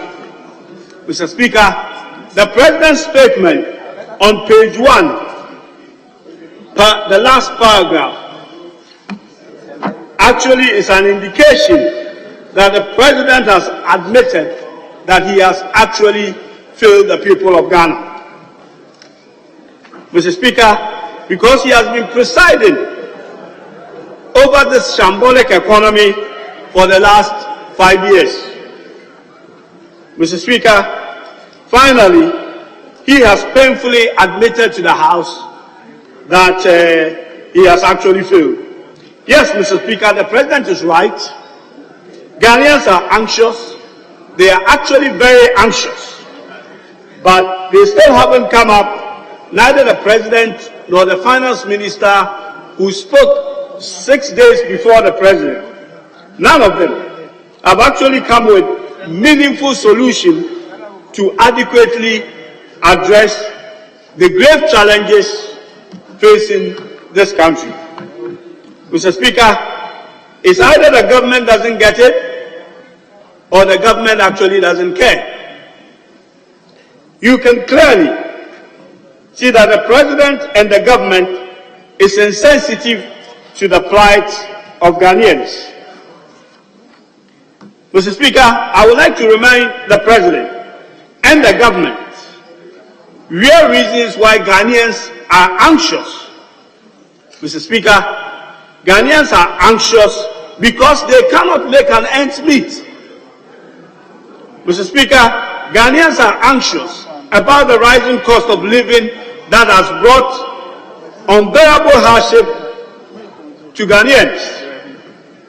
Mr. Speaker, the rising cost of fuel, which the government actually gave a relief of 15 pesos, which is woefully inadequate, is why Ghanaians are anxious. Mr. Speaker, Ghanaians are also anxious about the high level of inflation, which is not a demand-driven, but is actually a crisis-driven inflation.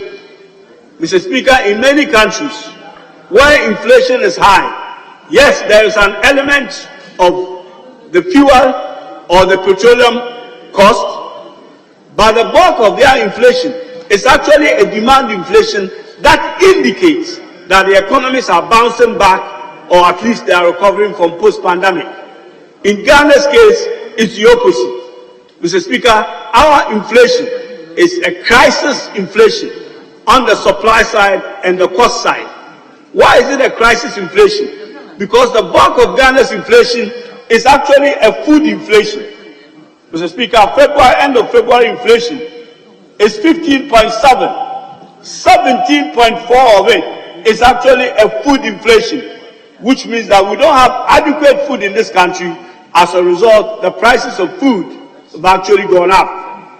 Mr. Speaker, the other crisis that feeds into the inflation is the crisis of rising prices of fuel. And the other one is the depreciation of the cedi. All these three are crises. None of them is a demand-driven inflation. Mr. Speaker, another reason why Ghanaians are anxious is because of the exchange rate depreciation facing the country. Our currency in the last 3 months actually depreciated by about 20%. We have got a little relief from the 2 billion that the government has sourced from external finance. Mr. Speaker, they are telling us that this money is coming from Bank of Ghana, but that is actually not true. Mr. Speaker, Bank of Ghana doesn't print dollars. They have dollar reserves. So if the money is coming, the 2 billion is coming from Bank of Ghana, it should be coming from the reserve of Bank of Ghana. But this is actually coming from external financing. Mr. Speaker, if you look at the finance minister's statement that he read before that of the president, measures being used to address the currency. It says on page 16, financing and currency measures. And with the indulgence of Speaker, I would like to read just the first one. GOG to conclude an external financing arrangement up to 2 billion Ghana cedis in the next 2 to 6 weeks, in line with approved external financing for 2022 and for liability management. So this amount of 2 billion should actually be added to Ghana's debt. It is not a reserve money, which is being used obviously to prop up the reserve and to try and halt the decline of the cedi, which is why we have seen some little appreciation of the currency. Mr. Speaker, whatever the government wants us to believe, Ghana does not have enough reserves to support the currency and support our external debt. That is why the cedi is depreciating, and Bank of Ghana and the government can absolutely do nothing unless they borrow to replenish the reserves to be able to support the situation. Mr. Speaker, investors who are investing, our external debt, as we all know, is purely owned by external investors or foreign investors. But our domestic debt, which should have been owned by us, 50% of our domestic debt is held by foreign investors. And 80% of our stocks in Ghana Stock Exchange is also held by foreign investors. Now, in the last 3 months, about 25% of the debt held by foreign investors have actually been repatriated. When the bonds mature, they liquidate and take their money away. They don't take it away in cedis, they take it in dollars.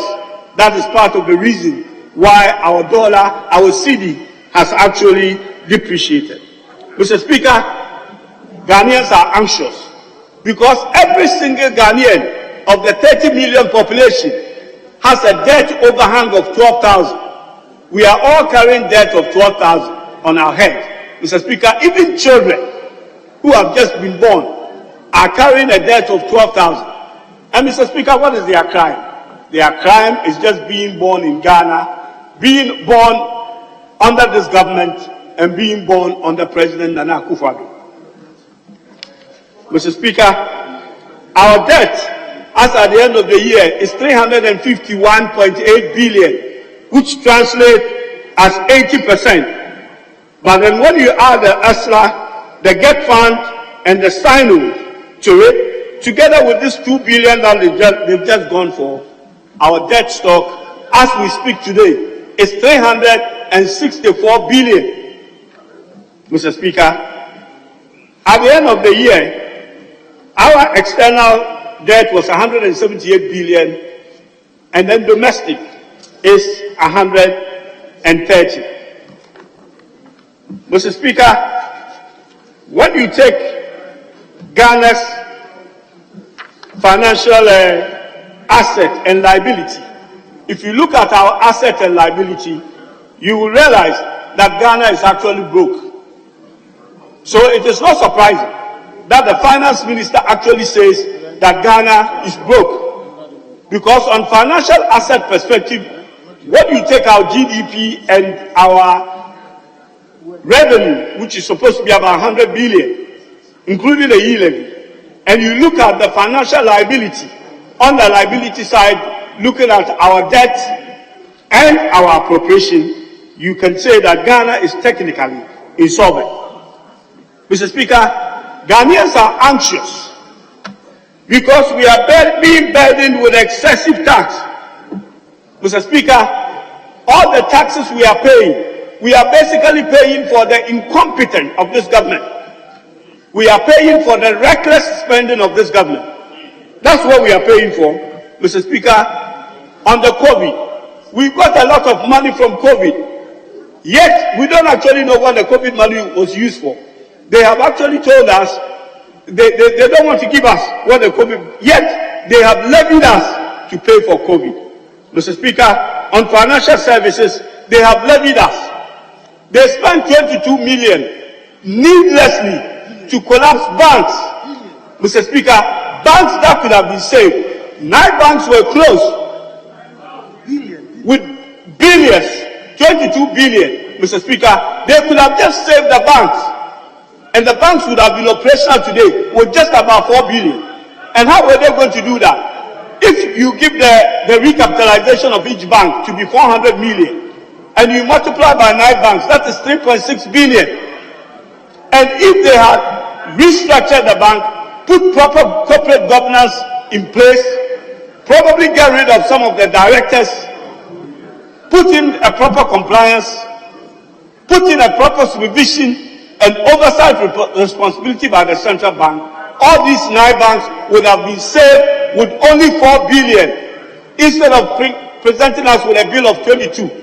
That obviously means that we are now being levied for the incompetence of this government to be able to do this. And then the e-levy. Mr. Speaker, the e-levy is as a result of the recklessness of this government, result of a lavish spending by this government, and that is the reason why we are now being asked to pay e-levy to again pay for the incompetence of this government. Honorable, His Excellency the President. Honorable, we have already exceeded your time by nearly 2 minutes. Kindly conclude. Okay, Mr. Speaker, I will be concluding. But just to say that the President is not a protector of the public purse. Actually, this government is an abuser of Ghana's public purse. Mr. Speaker, in conclusion, Ghanaians are anxious because of the reckless expenditure of this government. Ghanaians are anxious about the reckless and lavish spending of this government. The flagship programs of this government are not yielding any result, and they don't want to review it. And the corruption, which has become endemic in this country, is the reason why Ghanaians are anxious. Mr. Speaker, with these few words, I thank you. Honorable Paul Chumbema.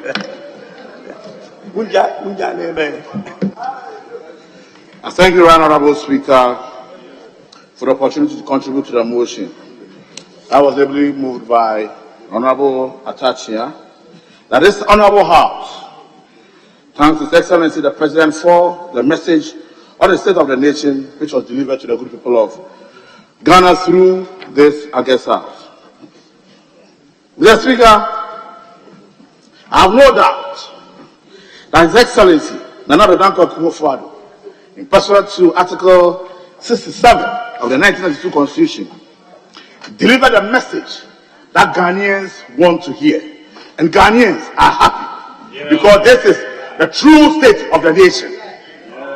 Mr. Speaker, they said COVID, they don't know how much was spent and what was done with COVID money. Mr. Speaker, over 5 million people and 10 million households received free electricity and free water during the COVID period. This is what happened during the COVID time, and they can check it. Mr. Speaker,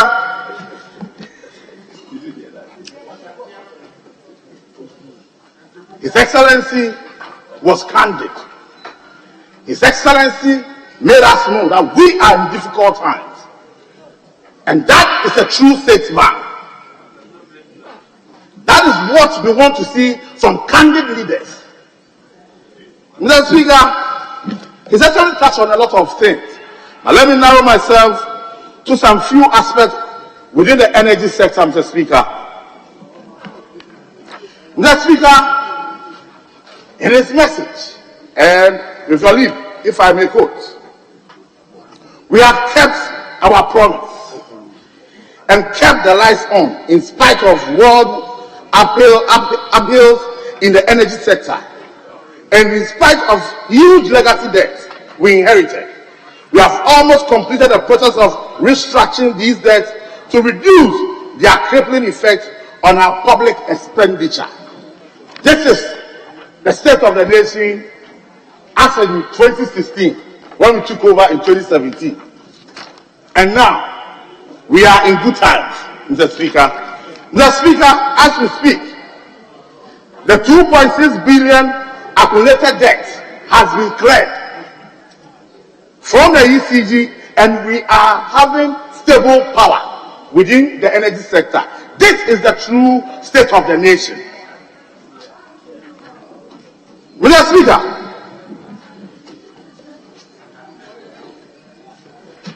we are having rural electrification. Over 87% of rural electrification has been completed. We are expecting to finish the 100 by the year 2025. Mr. Speaker, this is the true state of the nation. My senior colleague, His Excellency, in quotes, Honorable Hager, was telling us that, Oguya Champon, I was just saying in quotes, Mr. Champon, you have to sit down, Mr. Speaker, In terms of tariffs. So tell him to sit down. Mr. Speaker, in terms of tariffs, as we speak, electricity is cheapest in our time than any other time. Mr. Speaker, as we speak, petroleum products have been reduced by 15%. We are aware. We are aware that we have reduced petroleum products. And this is the true state of the nation. In difficult times, he listened to us. This is what we are talking about. Mr. Speaker, when you go to bust in their time, we are owing over $600 million as we speak. About 91% of that debt has been cleared. This is the true state of the nation. We come, and what are we talking about here? Mr. Speaker, it is important to say that just last week, this August House approved over 20 million euros facility to support the renewable energy sector. This is the true state of the nation. The energy transition process, this government has taken care of it. Indeed, Blue Power Authority will be commissioning over 60 megawatt energy power production in Yendi. This is the true state of the nation. What are we saying? Mr. Speaker, in conclusion, let me take the message of hope and go to page 20, the last page. Mr. Speaker, if you leave, let me read. Let us more than ever hold our heads up high. Hold our heads up high. Every Ghanaian at this juncture is holding his or her heads up high because we are in a great nation led by His Excellency Nana Addo Dankwa Akufo-Addo. And face the future with courage, hope, and assurance. Let us recall our age-old Ghanaian values of hard work, enterprise, solidarity, dignity, and hospitality. That is what we need as a country. That is what we have to call for as a house to support His Excellency, the President of this Republic. Mr. Speaker, and the best part is that as you look around, look around. Believe in Ghana. Look around and believe in Ghana. And be inspired by Ghana. And be inspired by Ghana. We will bounce back together.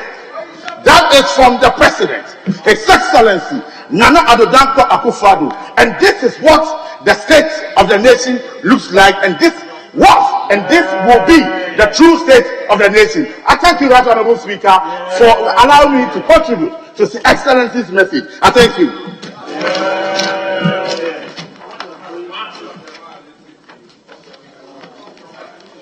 Honorable Okujeto Ablakwa. Yes. Speaker, I see my colleague is eager to speak. We've had some consultation. We want to vary the order of business. Speaker, with your leave, for just one fleeting period, and take item 19 and 21 quickly, and then we'll revert back to the debate. Speaker, with your leave. Item 19 on page 10, and it will afford my good friend Ablakwa to prepare well for his debate.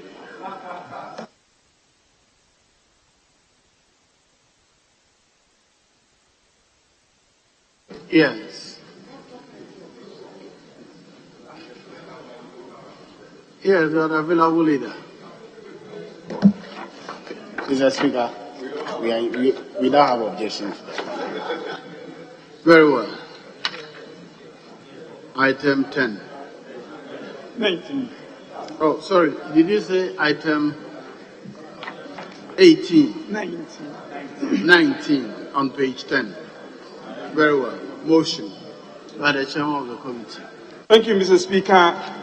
I rise to move that the motion listed as item 19 on today's order paper be moved now.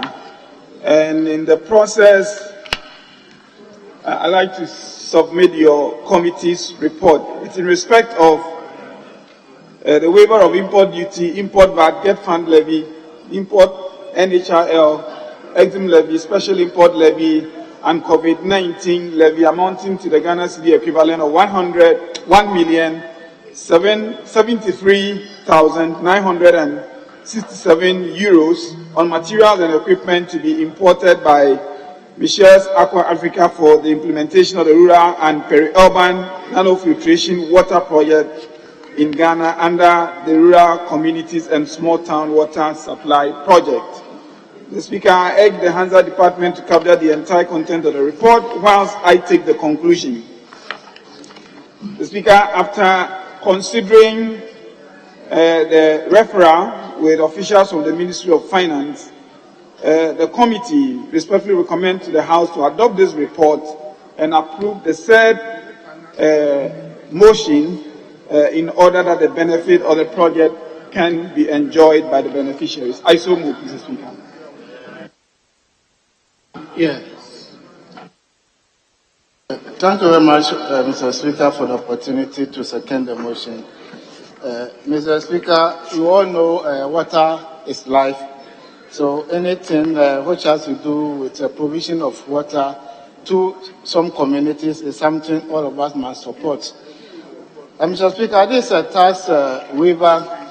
The only thing we are calling on this government is to hurry up, let the committee work on the tax exemption bill so that we'll pass the bill into an act so that we know the parameters in which we can operate, so that by the end of every year, we'll set a target for ourselves that we are going to maybe grant a waiver, $1 billion or $2 billion, so that all of us will be gathered when we move forward. Mr. Speaker, your Finance Committee is also doing something new. We set up a mini committee or a small committee within the Finance Committee to look at the numbers. Because sometimes if we are not careful about the presentation of the sponsoring ministries and agencies, some items will find their way on the list, and by the end of the day, they are not part of even the project that they are going to undertake. We sat down, the committee reduced the numbers to our own satisfaction. At least, this is something we have to do as a committee, as a country, so that there will be value for money of whatever we do in this country. So I think this is a condition precedent. If you don't give the waiver, it will be added on to the contract cost. So by the end of the day, we have no any other option than to grant it and allow the contractor to proceed to do the work. But please, Mr. Chairman, let's work on the tax exemption bill. Because you promised this, am I the chairman? Honorable, are you addressing me or having a private chat? The deputy minister is trying to take my shine. She didn't speak to the mic. You were speaking. So, Mr. Speaker, I'll call members that this is a straightforward thing. Let's all support it and then get the water to other communities so that people will also benefit from it. Thank you very much for the opportunity. Yes. Are you contributing to the debate? Let's finish with the debate. Yes. Speaker, I'd like to speak in support of the motion and to particularly urge the Finance Committee membership, the entire membership and the leadership of the committee. I am aware of a template they've developed in terms of the timelines and the action plan, how they want to dispense of the waiver bill. So they should stick to it, work religiously, and ensure that ultimately we are able to do this. I recall somewhere 2 weeks ago when we debated an item on tax waiver, and it came out clearly that due to the diligence of the committee, they were able to distinguish some materials that could have been procured locally, and therefore did not come under the waiver exemption. That for me is important, and is something that we need to encourage. But all in all, I think the narrative will change if we are able to bring finality to this waiver bill and get it concluded. So having said this, I think it's very important. They say water is life, a critical item, and all of us must support it to ensure its passage. I thank you, Speaker. Yes. Thank you, Mr. Speaker. Mr. Speaker, I rose for your guidance. We are supposed to approve the waiver. This report has just been handed to us now. Now, how do we read this voluminous report, appreciate what is in it, and for which reason we will be granting the waiver? So I want your guidance. And it's been happening. This is not the first time. When was this report late? This report was laid, Mr. Speaker, probably 2 weeks ago or a week ago. And we did distribute the report then, but we kept copies so that on the day of taking the report itself, those of our members who do not have it will be able to benefit from the later sharing. So, Honorable Mutala is actually a beneficiary of that decision to reserve some for those who may have lost sight of theirs. And you should be thanking the committee and not let it look like we are late with the report. I thank you, Mr. Speaker. Yes. Thank you, Mr. Speaker. Mr. Speaker, this report has never been distributed to us. You are not in the chamber. I said it was never. I have been in the chamber. And I'm not the only person. I have colleagues here who are also having the same problem. Would we given this report now, and we are expected to take a decision based on this voluminous report, which indeed has some technical nuances? Speaker, I want to appeal to what the Finance Committee Chair said. That is the case. It was more of a plan B after the initial distribution to get these copies so that in the event of members raising issues of copies not being available to them, then they will be given to them. So, in effect, what he's saying that this is the second distribution that we are doing. I want to plead with my colleague, let's not drag this matter. I know how passionate you are on issues like this, especially on water provision. Let's move ahead, and then your intervention has been taken. I'm sure the subsequent ones will be taken into consideration. Let's move on. Yes. Available leader, do you wish to contribute to the debate? Mr. Speaker, I was waiting for guidance from the leadership of the, Finance Committee that considered this. But I agree with the concerns that have been raised by my colleague, the Member of Parliament for Tamale Central. Indeed, I have also just been given a copy. I was inviting you to comment on the report, not the guidance. The guidance, I will go by the committee chair's report to me that it was distributed earlier. It happens all the time. You're not sure what business is coming, so you don't carry all. When I came to Parliament, I had a desk. My table was a desk, so I left the reports here. Today we changed it. You can't keep anything in here. So I understand when members don't have their copies here. But I thought you wanted to comment on their report, if you so wish. Yes, I will do so, but I was just opening my contribution with those remarks that on whether we are doing right by picking the report that has just been distributed to some of us. I share the concerns of my honorable colleague, and I also recognize the intervention that has been made by the majority chief whip, making appeal for the consideration to continue, despite the acknowledgement that things could have been done better. And I hope that we'll be guided by that. Mr. Speaker, I just have some brief observation to make. It is also in line with other recommendations that have been made to the effect that as a House, we need to take seriously the tax waiver exemption bill that was promised some time ago.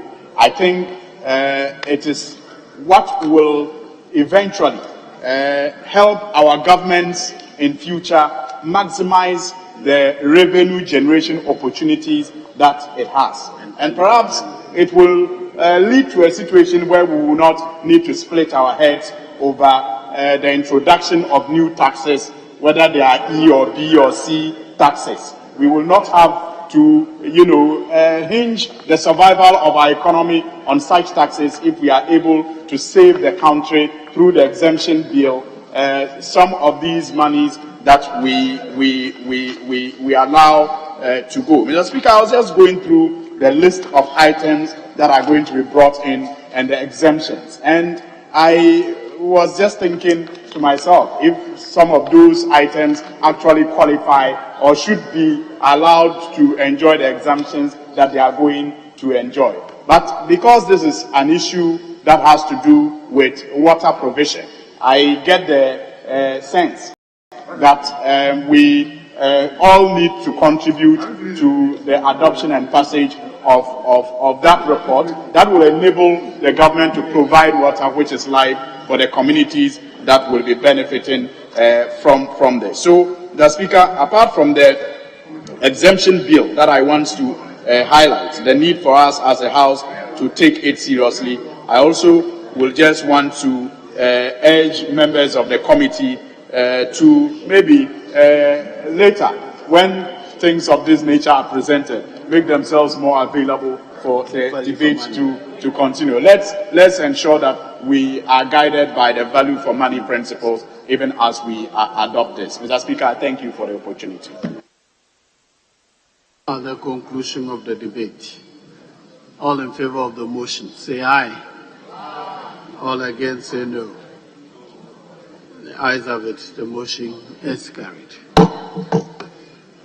Item 20. Very well. Item 20. Resolution by the Honourable Minister. So let me seek your kind leave for the item to be taken by the Deputy Minister of Finance. By the Deputy Minister of Finance. Yes, Honourable Deputy Minister.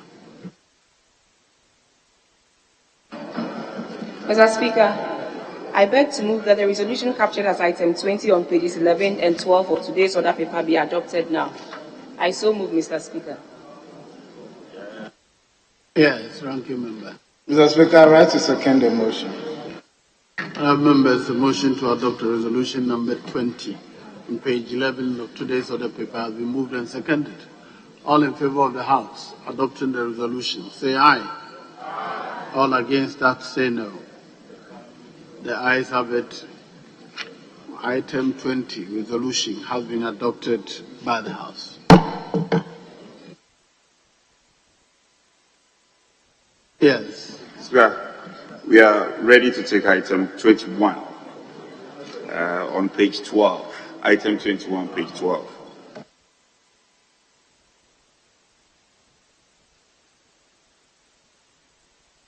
Yes, item 21, motion by the Chairman of the Committee. Thank you, Mr. Speaker. I rise to move the motion listed as item 21 on today's order paper, and in the process present your committee's report. I request the Handler Department to capture the entire content of the report whilst I go to the conclusion. The Speaker, the committee, after careful examination of the referral, is of the view that the exemption is necessary to ensure the successful upgrade of technical schools to promote technical and vocational education in line with government's agenda. The committee therefore recommends to the House to adopt its report and approve by resolution the supplementary request for waiver of import duty, import VAT, NHRL, get fund levy, exempt levy, special import levy, and COVID-19 levy amounting to the Ghana cedi equivalent of some 477,595 euros on additional materials and equipment required for the upgrading and enhancement of 2 technical institutes and 4 technical high schools, phase 3 by Michels Base System System CHNIC GmbH in accordance with the Constitution. Respectfully submitted, I so move, Mr. Speaker. Yes. Yes. Thank you, Mr. Speaker. Mr. Speaker, I rise to second the motion for the waiver of taxes and duties to allow the upgrade of specific technical institutions to proceed. Mr. Speaker, this happens to be the phase 3, and the country is very aligned that at this point in time, in order to improve the capacity of the country to provide jobs and employment to our youth, we need to begin to focus a lot more on technical education. It is in this light that the request proposed by the Minister for Finance is welcome, and as committee, we were in agreement that this waiver should be granted so the project can be completed in good time. Thank you very much, Mr. Speaker. Yes. Thank you, Mr. Speaker, to contribute to the motion on the floor. Mr. Speaker, as my deputy ranking member just said, the committee took time and granted through all the lists, the item provided to us, but we made the ministry aware that some items must be procured locally, so that at least there will be some savings, and then we can also create jobs in the country for youth, like my deputy ranking just said. So if you are not careful and you go by the list, you will see cement, chippings, sand, and you'll be confused. Asking questions, are they going to import sand and the rest? But the information is, many of the items will be procured locally, so that at least we will not put too much pressure on foreign exchange. We'll create jobs for our youth, so that at least some service will be made. So this is what I first stated. The small committee is working seriously on these issues, so that some contractors will not be imposing lists on us, of which those items will not have any relation with the project they are about to undertake. So with this, Mr. Speaker, your committee is doing very good work, and then we want to also learn from other jurisdictions. So when Parliament is on recess, we'll be going around and then taking pictures, looking at what other countries are also doing. You were the chairman on the 7th of July, 2021, made a statement on this floor. High cost of building materials. You made a statement on this very floor, 7th of July, 2021. Cost of cement, cost of stones, iron rods, and the rest. Do you understand? It will be part of my debate today. So when somebody is saying because of Russia-Ukraine war, it doesn't fit into those debates. So, Mr. Speaker, so, will you be going to Ukraine or Russia? Where? So, Mr. Speaker, I think this is in order, and I call on colleagues to support it. Thank you very much. At the conclusion of the debate, all in favor of the motion, say aye. All against, say no. The ayes have it. The motion is carried. Item 22, resolution. Honorable Deputy Minister. Honorable Deputy Minister, resolution.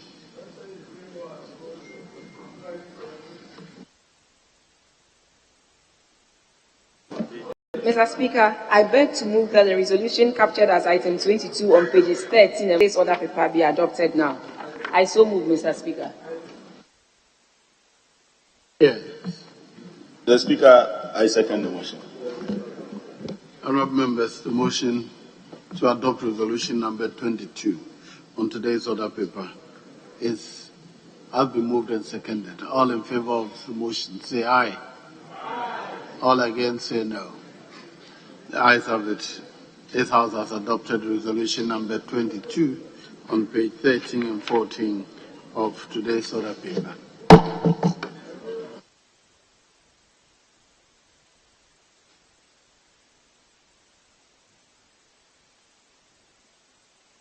Yes. Speaker, I guess we are ready to revert to the debate. But just to lay one item on, take one item on page 7. Page 7, item 8, from page 5, item 8H. The H is on page 7. So I lay, after which we can go on to the debate. Very well. Laying of the report. Item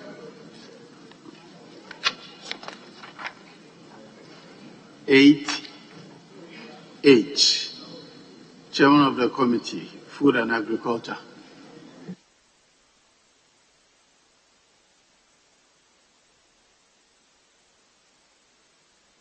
Yes. Mr. Speaker, what do you call it? The report of the committee, that's H. Is that not H? H is not ready. No, it's not ready. My ranking told me that it's not ready. Right? Yes. They had a lot of issues. They flag it. So please finish it up. Don't try to do this. It's not ready. The H. They were there. Their committee, they had a lot of issues. That led them to flag it down. So how do you say that the committee, the report is ready? Yes. Speaker, I don't intend to debate my colleague who has been very cooperative in the last few days. And so I will yield to your call. But I had gotten a communication that it was conclusive and it was okay. But if you are saying otherwise, so you get your ranking member corroborating what you are saying, we won't drag it. Speaker, we can flag it, can leave that, and then go on to the debate. I'm sure the two leadership will be able to settle the differences, after which we'll come to it. So, Speaker, we can now go on to the debate. Very well. We return to item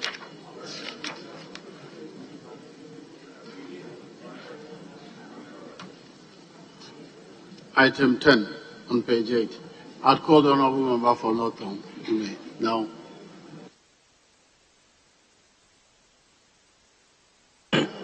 Mr. Speaker, I'm grateful to you for the opportunity to contribute to the debate on the message of the state of the nation. Mr. Speaker, in doing so, I wish to make some preliminary observations. The first one being that quite clearly this state of the nation address by His Excellency the President will go down in our history as the most delayed message on the state of the nation. That development in itself is testimony to the state of the nation, how there is leadership inertia, and how the President himself appeared to struggle to put together a message that will inspire and that will show that there are some concrete measures to address the challenges, very difficult period that the people of this country find themselves. Mr. Speaker, the second observation relates to a natural disaster which is unfolding as we speak. The tidal waves are back, and Mr. Speaker, our compatriots in the Keta, Ketu South, Anglon enclave, all the way to Ada, are grappling with another round of tidal waves that have dislodged them and have really affected their livelihoods. I do hope, Mr. Speaker, that we will find an emergency solution in the interim as we come together as a nation to put together a long-lasting solution. I think it is an indictment on us as leaders of this country that we have not addressed this matter once and for all. I note, Mr. Speaker, that His Excellency the President has still not commented on this recurring natural disaster. I observed that going through the message on the state of the nation, the President spent copious amount of time speaking to other tragedies which are important, like the Apiate disaster, but it is important for our leaders to be nationalistic and equitable, Mr. Speaker, in addressing these concerns that are dear to our people and that border on the preservation of life and the protection of property. Mr. Speaker, I keep reminding this House that in the 2022 budget, there was really a quantum jump in the contingency vote. If you compare the contingency vote of 2021, it was 186 million that this House approved. In the 2022 budget, the contingency vote saw an increase of about 435%. It is for situations such as this, situations that you may not have budgeted for, that you may not have envisaged. So we have 933 million Ghana cedis in approvals by this House in the 2022 contingency vote.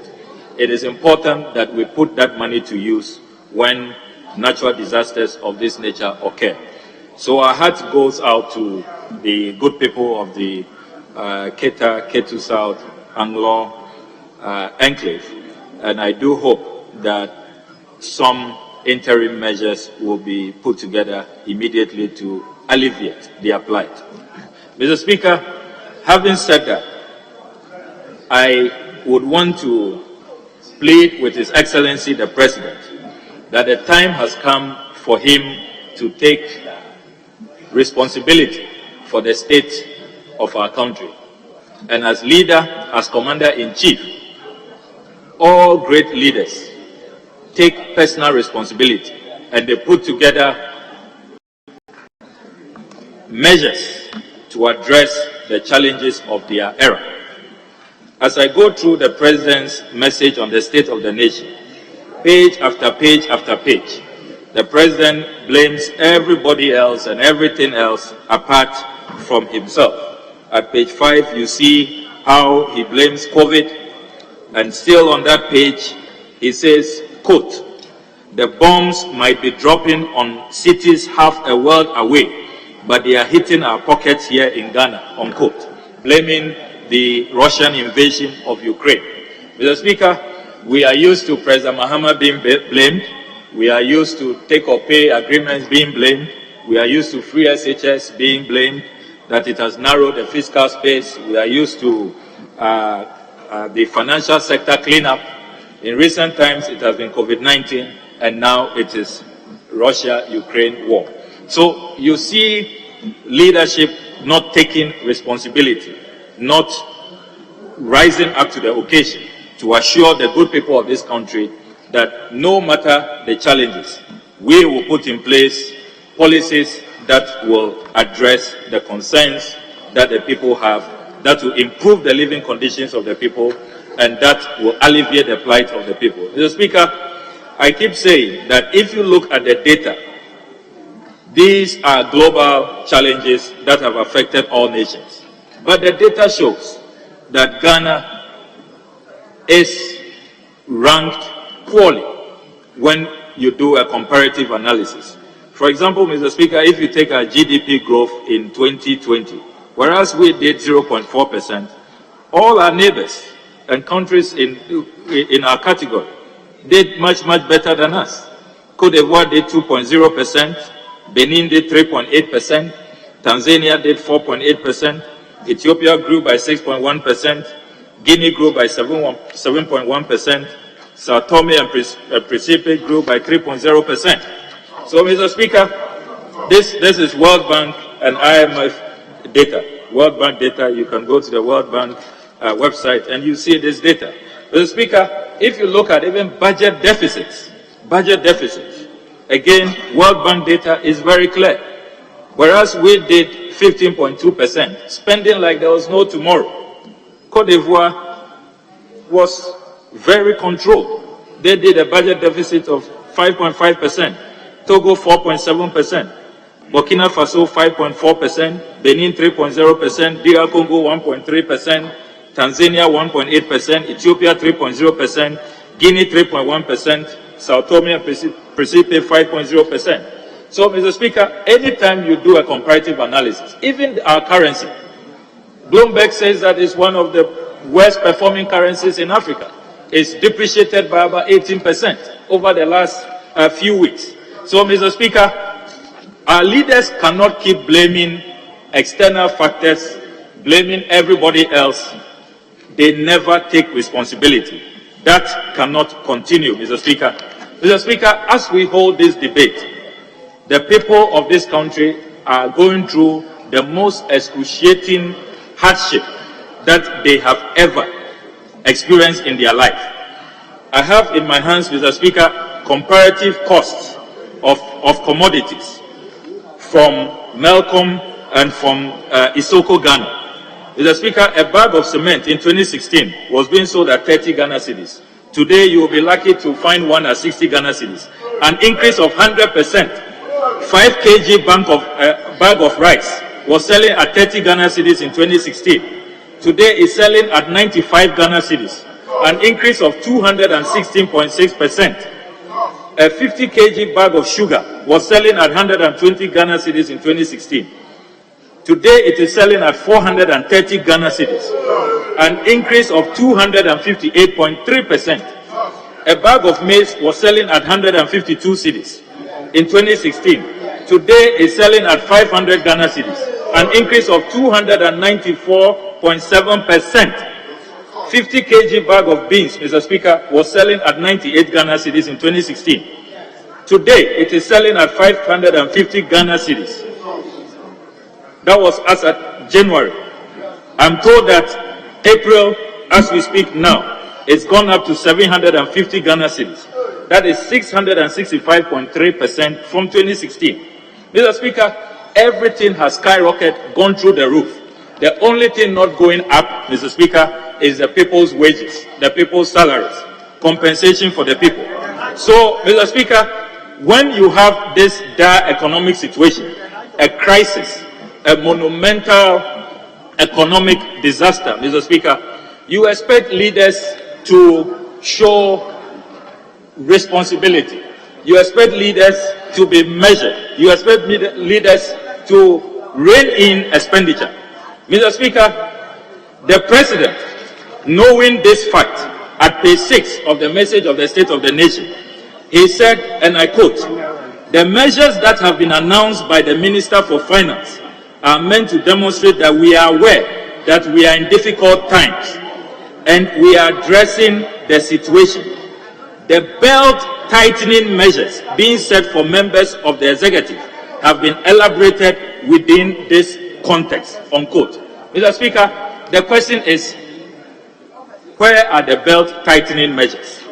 As you do know, Mr. Speaker, since May last year, I have drawn attention of this House and of this country about the President's use of ultra-luxury chartered aircraft for his travel.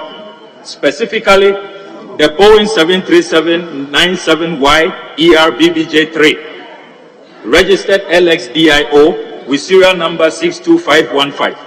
From May to this period, today, the 4th of April, the President has spent a whopping 28.5 million Ghana cedis on these chartered aircraft. As we speak, the President is in the UK. He is using this LXDIO. For this trip alone, the US and then to the United Kingdom, the Ghanaian taxpayer will have to cough up 3.5 million Ghana cedis. That is $465,000. So, Mr. Speaker, the President's conduct makes all the revenue cuts, or the expenditure cuts, I should say, the expenditure cuts, worthless. It makes them useless. The Finance Minister announced that government has approved a 30% salary reduction, a 50% cut in fuel coupons. They have approved a 50% reduction in meetings and conferences. And then the Council of State is taking a 20% pay cut. Mr. Speaker, the President alone, this is sybaritic travels. This is extravagant, ostentatious travels on chartered aircraft when we have a functioning presidential jet, when he could even have opted to fly commercial. Mr. Speaker, these 28.5 million Ghana cedis that have been spent. Only a few days ago, Mr. Speaker, I commissioned a borehole in Siko in a community, a mechanized borehole, which comes with a water pump and an overhead polytank. It cost me 35,000 Ghana cedis. This 28.5 million Ghana cedis could have mechanized 814 boreholes, Mr. Speaker, across the length and breadth of our country. As we speak, Mr. Speaker, student loans have not been paid for 2 years. Students on government scholarship abroad have not been paid. Road contractors have not been paid. School feeding caterers have not been paid. CHAS, the Conference of Heads of Assistant Secretary, complaining that they have not received all their allocations. Community health nurses, Mr. Speaker, have not been posted for years and are threatening a demonstration. Only 2 weeks ago, the Minister of Health was here to tell us that the entire country, we have only 4 functioning MRIs. Only 4. Honorable, I have allowed you, wow, you have done 13 minutes instead of 10. Kindly conclude. So, Mr. Speaker, as I conclude, we all know our District Assembly Common Fund is in arrears. This is a time for responsible leadership, for sincere leadership. His Excellency, the President, should walk the talk. He should lead by example. He should cut down expenditure. He should use the presidential jet. And when you want people to tighten their belts, you want workers to sacrifice, you want Ghanaians to come along, leadership must show that they themselves are willing to be responsible in all good faith to manage and protect the national purse in ways that everybody will see that indeed there's empathy, indeed there is care and concern about the difficulties that we find ourselves. I do hope, Mr. Speaker, that the President will reflect and will amend his ways in the national interest. I thank you very much, Mr. Speaker.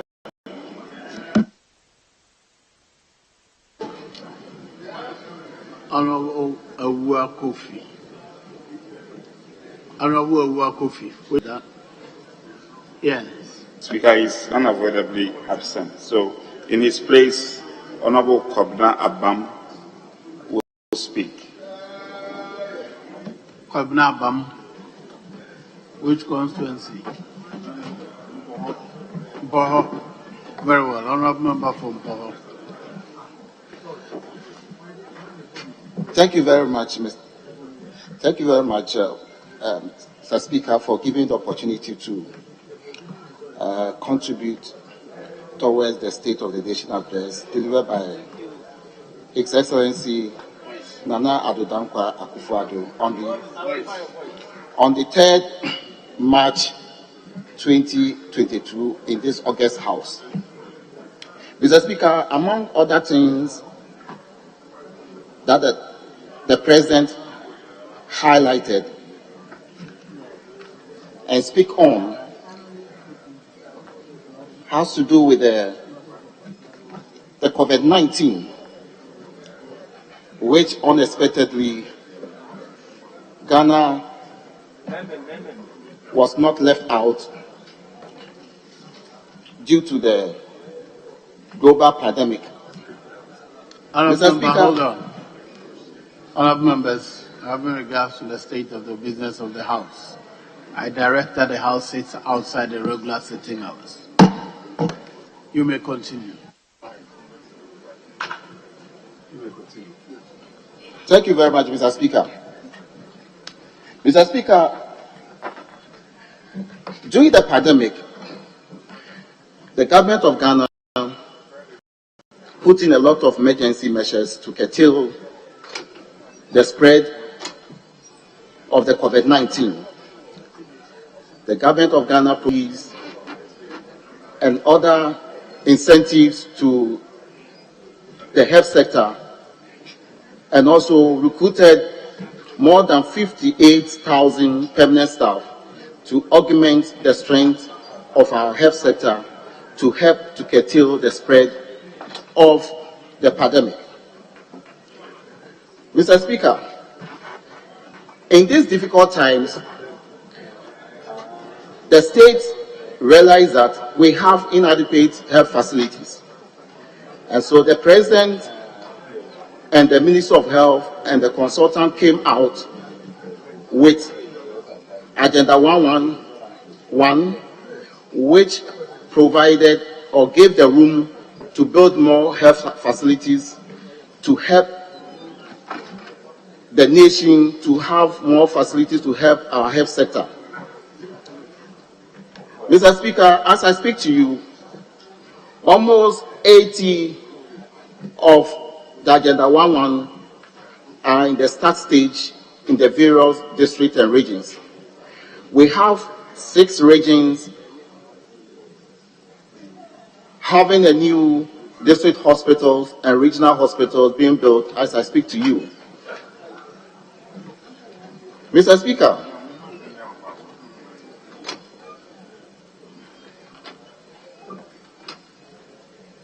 in all this, government spent over 17 billion to help to curtail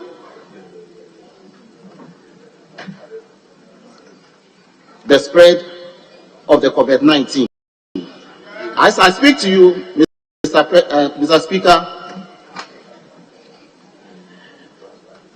this country now, one of the countries that we are out of this pandemic, and as I speak to you, a few weeks ago, the president made a State of the Nation address, and as I speak to you, the nose masks and other measures that were put in terms of restriction has been taken off, and today you can see all Ghanaians walking around without the masks. Mr. Speaker, as I speak to you, among all the global crisis that we are going through, Ghana, through the good policies and measures that the president has put in place, we have a stable economy. As I speak to you, our city is very stable. As I speak to you, with all the crises that is happening around the world, the Ukraine and the Russia war, we still have sufficient crude oil and fuel flowing throughout the country. We don't have any shortage, and this economy is very stable, and we are moving on. We still have our agri sector growing and having sufficient food across the country. Honorable member, hold on. Available leader, yes. Put off it. Mr. Speaker, I rise to invoke Order 89. And then a member shall not read his speech, but may need to extract from written journal. The honorable member is reading. Since he started reading, so I'm invoking Order 89.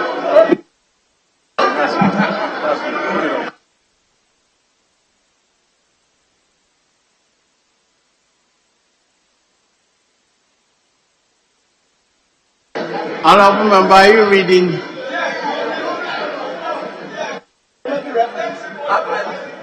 Are you reading? Mr. Speaker, I'm not reading. You're entitled to make reference to your notes. Is that what you're doing?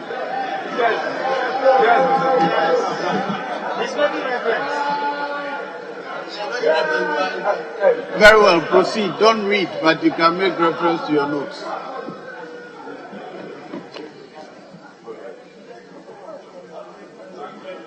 Thank you very much, Mr. Speaker. As I was saying, through pragmatic measures of the government of Ghana under the leadership of His Excellency Nana Akufo-Addo, we have been able to implement the Agenda 111 successfully. And as I speak to you, especially the region that I come from, the Western region, which benefited from 2 districts, which one happened to be my own district. As I speak to you, Mr. Speaker, the construction is ongoing successfully. The contractors are on the site. The other district also that benefited is Hunter West. The Hunter West also benefited with 1 district hospital and 1 regional hospital. Mr. Speaker, as I speak to you, the contractors are on the site working expeditiously to make sure that they meet the time space that was given to them under the contract terms. Mr. Speaker, among other things, this government have done well. We have done, in terms of free senior high school, Mr. Speaker, as I speak to you, with all the challenges that we are having in the global world and across the length and breadth of this country, we have been able to sustain the free senior high school.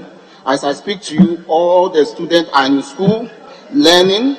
The new graduates from the JHS who passed out a few months ago and their results are out. As I speak to you, placements are going on, and all of them are going to be admitted to the various choice of schools to go and study in the second cycle institutions. Mr. Speaker, I want to end here by saying that our country is moving forward.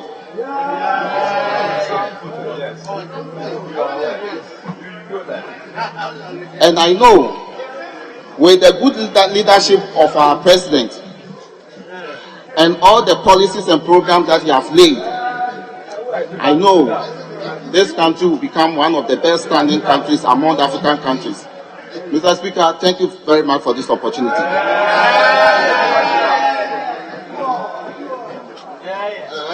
Yes.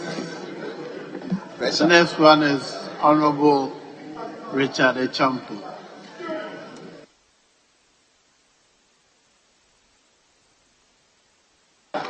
Mr. Speaker, respectfully, honorable colleague is taking over my turn, so. Very well. You're ceding it to the honorable member for who? Sorry. Kratchi. Very well. Please proceed.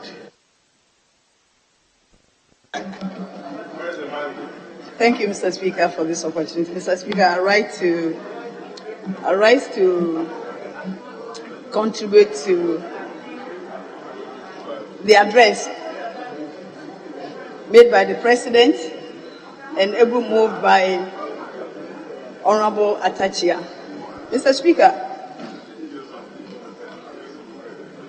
it's rather unfortunate that in the President's 20-page address to the nation, His Excellency the President didn't talk about gender, children, and social protection.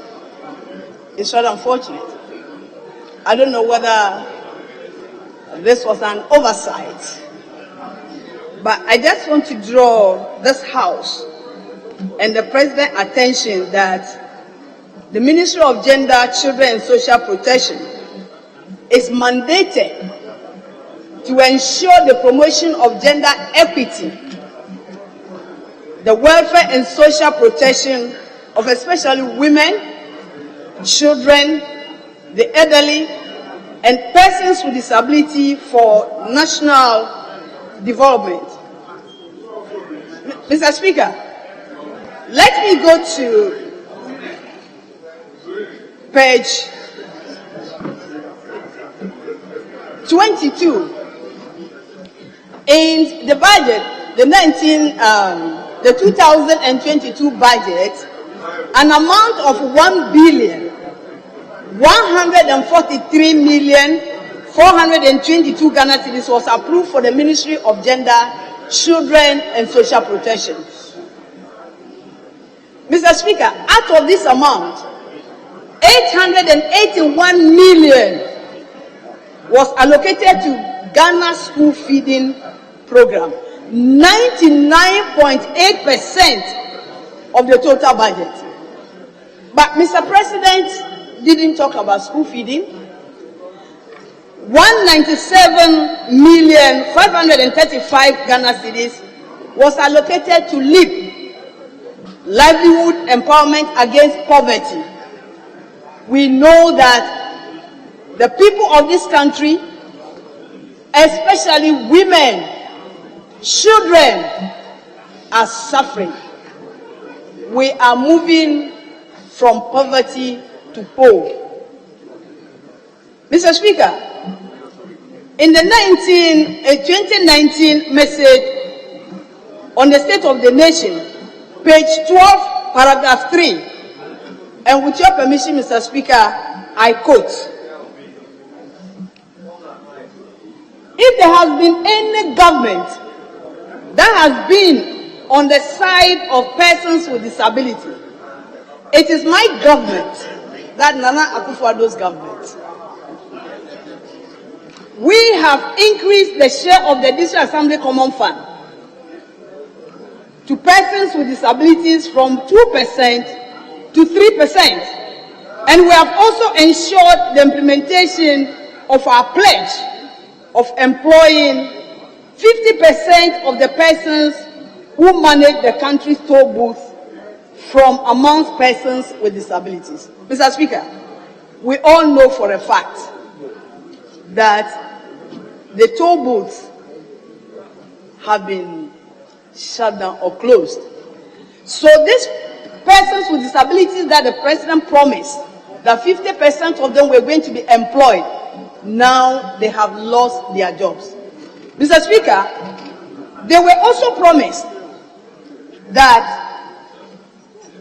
whether the toll booths were shut down or closed, they will continue to receive their salary until they find some jobs for them. Mr. Speaker, these people at home, they've got to feed their families, they've got to pay utility bills. Till today, they have not been paid and they have not been reassigned to any other place of job.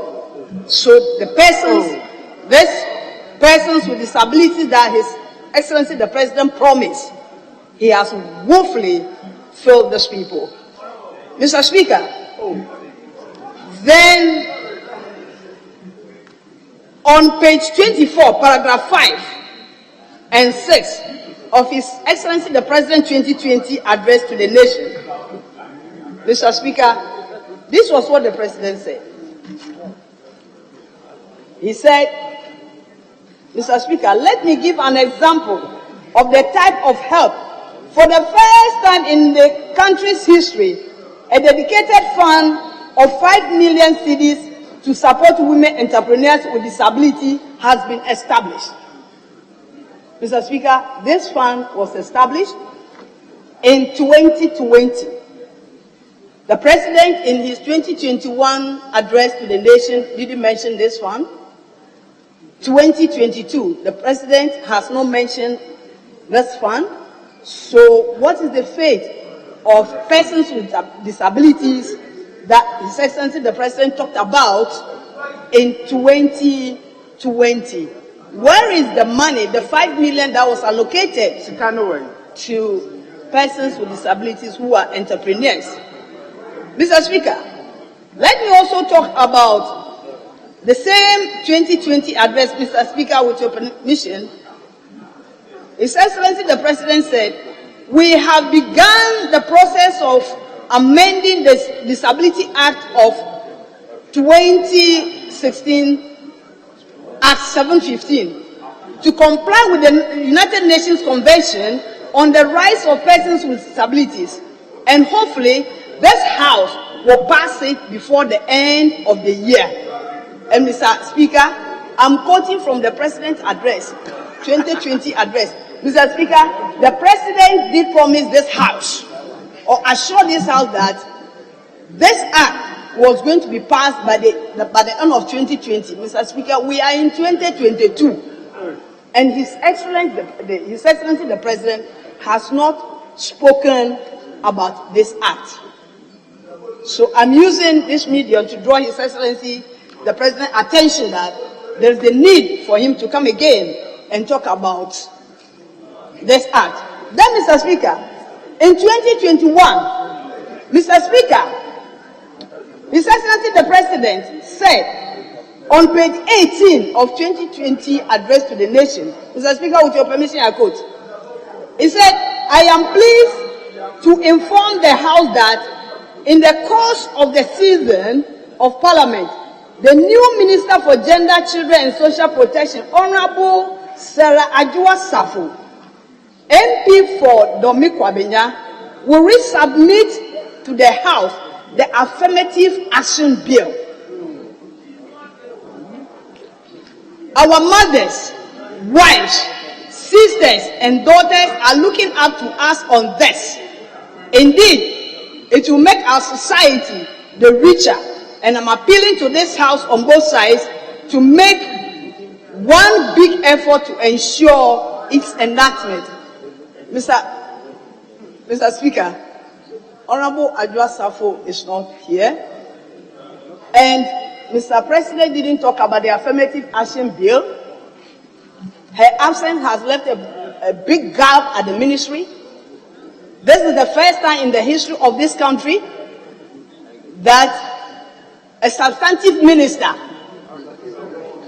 has vacated post. Is not a post. There's a minister who is overseeing the ministry.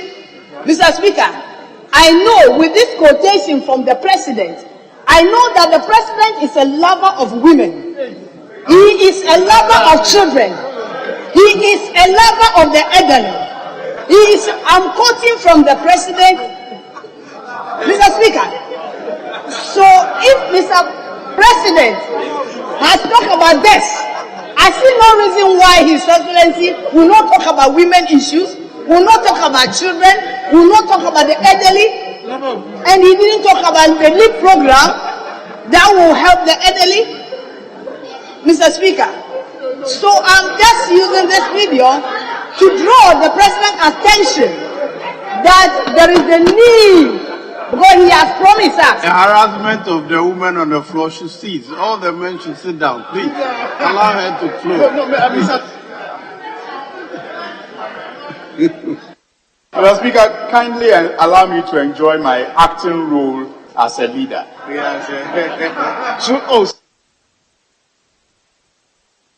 Okay, so thank you, Mr. Speaker. I just want to help the honourable colleague to, refine her very beautiful presentation that she has been doing so far, so that everything is put in proper context. To suggest that the president is a lover of women, if not properly put in context, can, lead to some misinterpretations. Whatever it is that you think, let it stay in your mind. I just want to put it in context. So she's a lover of women, so it doesn't lend lover of itself to children, misinterpretation. lover of, there's absolutely nothing wrong with it. What is wrong is with your mind. Leader, please proceed.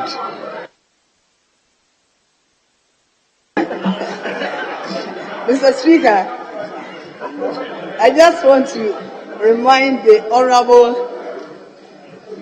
Suhini that I quoted from His Excellency the President's address to the nation of 2020, and he has mentioned women, children, the elderly. So what I'm saying is that I know the President is a lover of women, he's a lover of children, he's a lover of the elderly. But then, he didn't talk about LEAP program. LEAP program, he didn't talk about it. He didn't talk about school feeding. He didn't talk about disabled entrepreneurs. He didn't talk about all this. So I'm just drawing this as attention that it was His Excellency promise to this House. Mr. Speaker, a very important key policy initiative that was also reintroduced in his President's address to the nation in 2020 was the Arabic Instructors Program, the Zongo Coders Program, and the Star Help Program. Has this program or this policy been swept under the carpet? These are very good policy initiatives that was initiated in 2020. So there's a need for it to be continued. Mr. Speaker, I want to conclude by saying that His Excellency should be concerned about the future of our dynamic youth of this country. There was no plans, no strategies as to how he's going to help the youth of this country who are unemployed to be employed.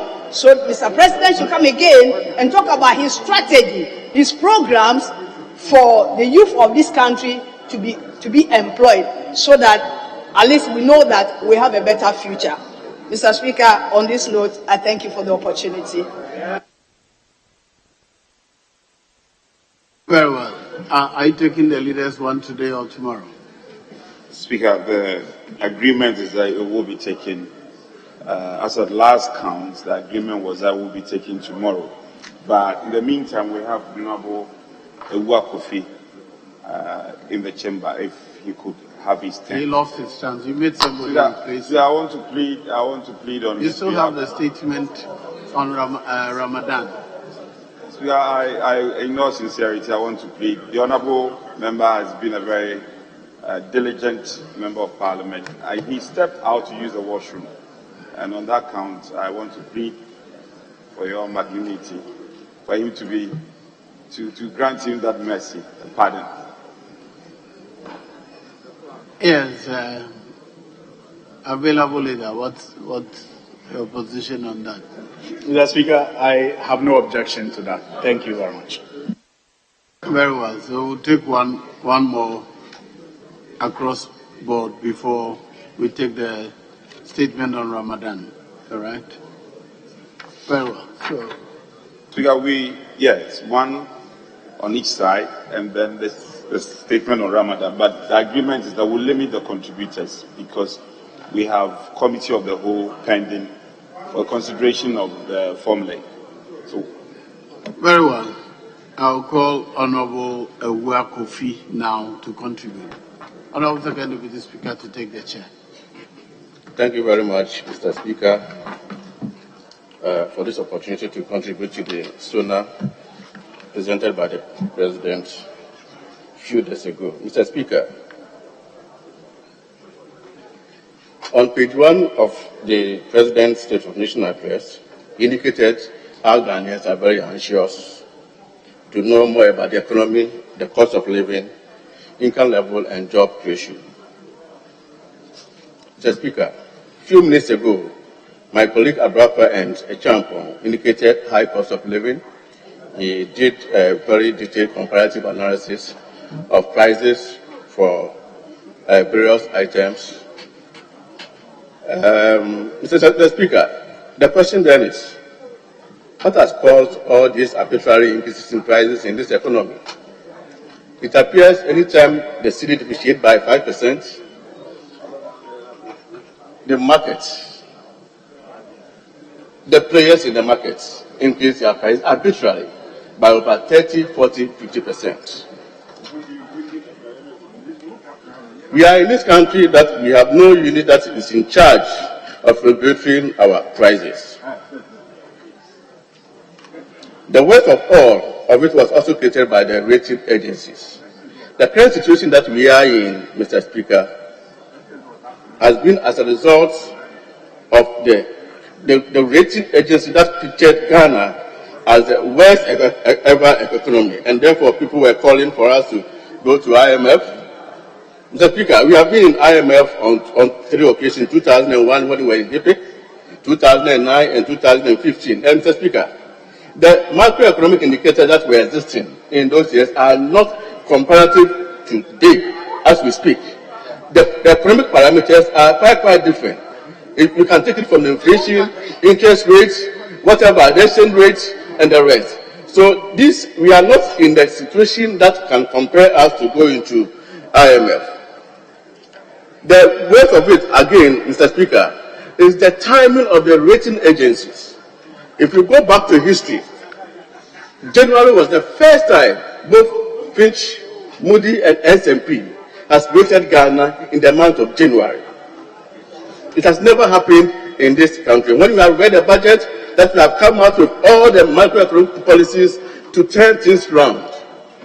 But they came out in January to give us such a rating. Mr. Speaker, I can say on authority that the credit rating agencies also lack standards.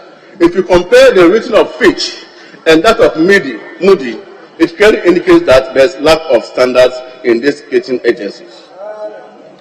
Mr. Speaker, Fitch rated us from B to negative B and outlook to negative.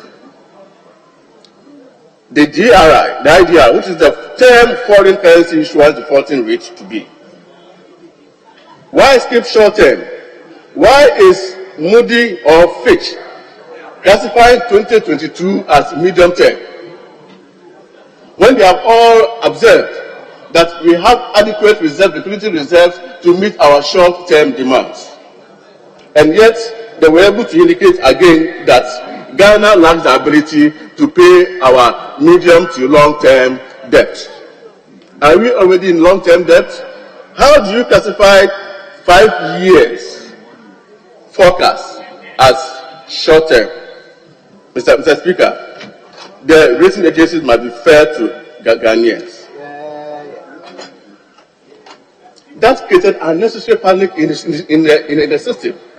Now, if you look at the balance sheet of the various banks, because of the fake rating of the rating agencies, it created speculation, and customers decided to withdraw their CD components and buy foreign currencies. One would have expected that it would have increased the balance sheet of the dollar, but what do we see? The CD reserves have reduced, but the dollar balance sheet has also reduced, meaning that these dollars that we are purchasing are all in the pockets of the individual. So it has not boosted any production in the country. Mr. Speaker, let's look at the reasons why Fitch rated us B minus. Uncertainty about the government's ability to stabilize debts against the backdrop of tightening global finances. Ghana's inability to deliver the planned fiscal consolidation effort to have been hindered by the reliance of domestic market. What is he saying? That currently we are over-relying on domestic debt. The interest component is about 28 billion against 7 billion for domestic and foreign interest payment, respectively. That is why the debt has been restructured, said that we are now turning our attention to long-term and look at foreign debt. So if Fitch and Moody is saying that in the long run, we are not in a position to source funding externally, and that is going to affect the interest component of domestic market, that is also false. Mr. Speaker, Moody also intervened that interest payment more than half of the government's revenue. No doubt about that. But why is he indicating that we are over-ambitious on the target of 2022 budget? Growing the total revenue by 20%, cutting down government expenditure by 20%. Why are they indicating to the public that these are all over-ambitious? And that created the panic situation that we have in this country.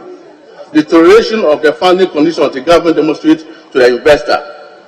Already, there's high confidence in the economy. And that is why the Euro bond has been subscribed as expected. Why is Moody saying government has weak liquidity position, when we have record of 8 months cover in October 2021, 9.3 billion. And the same Moody indicated that the government of Ghana does not have difficulty in terms of settling debt within the short term. You kill us, and now you tell us to wake up. Who has caused all these difficulties and challenges that we are having in the country? It is the rating agencies that created panic situation that has resulted to the arbitrary increases in prices. Mr. Speaker, we will call for a board that can regulate our prices, because as a country we cannot control like that. Anytime there's CD depreciation, people take advantage of that and increase price arbitrarily. The pre-pandemic track record that we have in this economy, that also influenced Moody to give us the stable rating. If we have pre-pandemic record, then it's a clear indication that the 6.9 billion and the increase in the fiscal deficit from 15.1 to 7.4 is also doable. Moody and both Fitch are indicating to us that we can only do 9.1% as against 7.1. Should that one create panic in the economy? No. Mr. Speaker, we are all in a situation that we are complaining for high and arbitrary increases in prices. We need to set up a regulatory board that can regulate prices. We are in a laissez-faire economy where you can allow demand and supply to play the dynamics. It is about time for us to set up a unit that can regulate the prices that we have in the country, so that we don't blame government for every increase in prices that we have. Mr. Speaker, in conclusion, we will urge the players or our colleagues in the other side also to appreciate the role that this proposed price regulatory board can also play in this economy, so that we can, in the long term and middle term, stabilize our prices that we have in this economy. Thank you very much, Mr. Speaker. Thank you very much. Let him come to you, Honorable Isaac J. Mensah.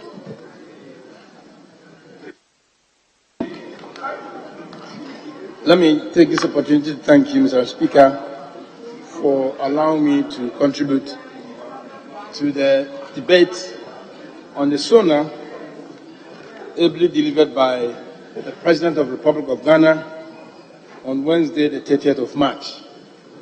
Mr. Speaker, I will just concentrate on roads.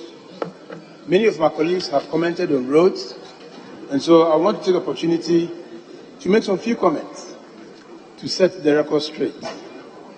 Mr. Speaker, earlier this year, in February, the chairman of the Committee of Transport, Roads and Transport, did claim that the President in Akufo-Addo's first term, he has unprecedentedly constructed roads more than any other government since independence.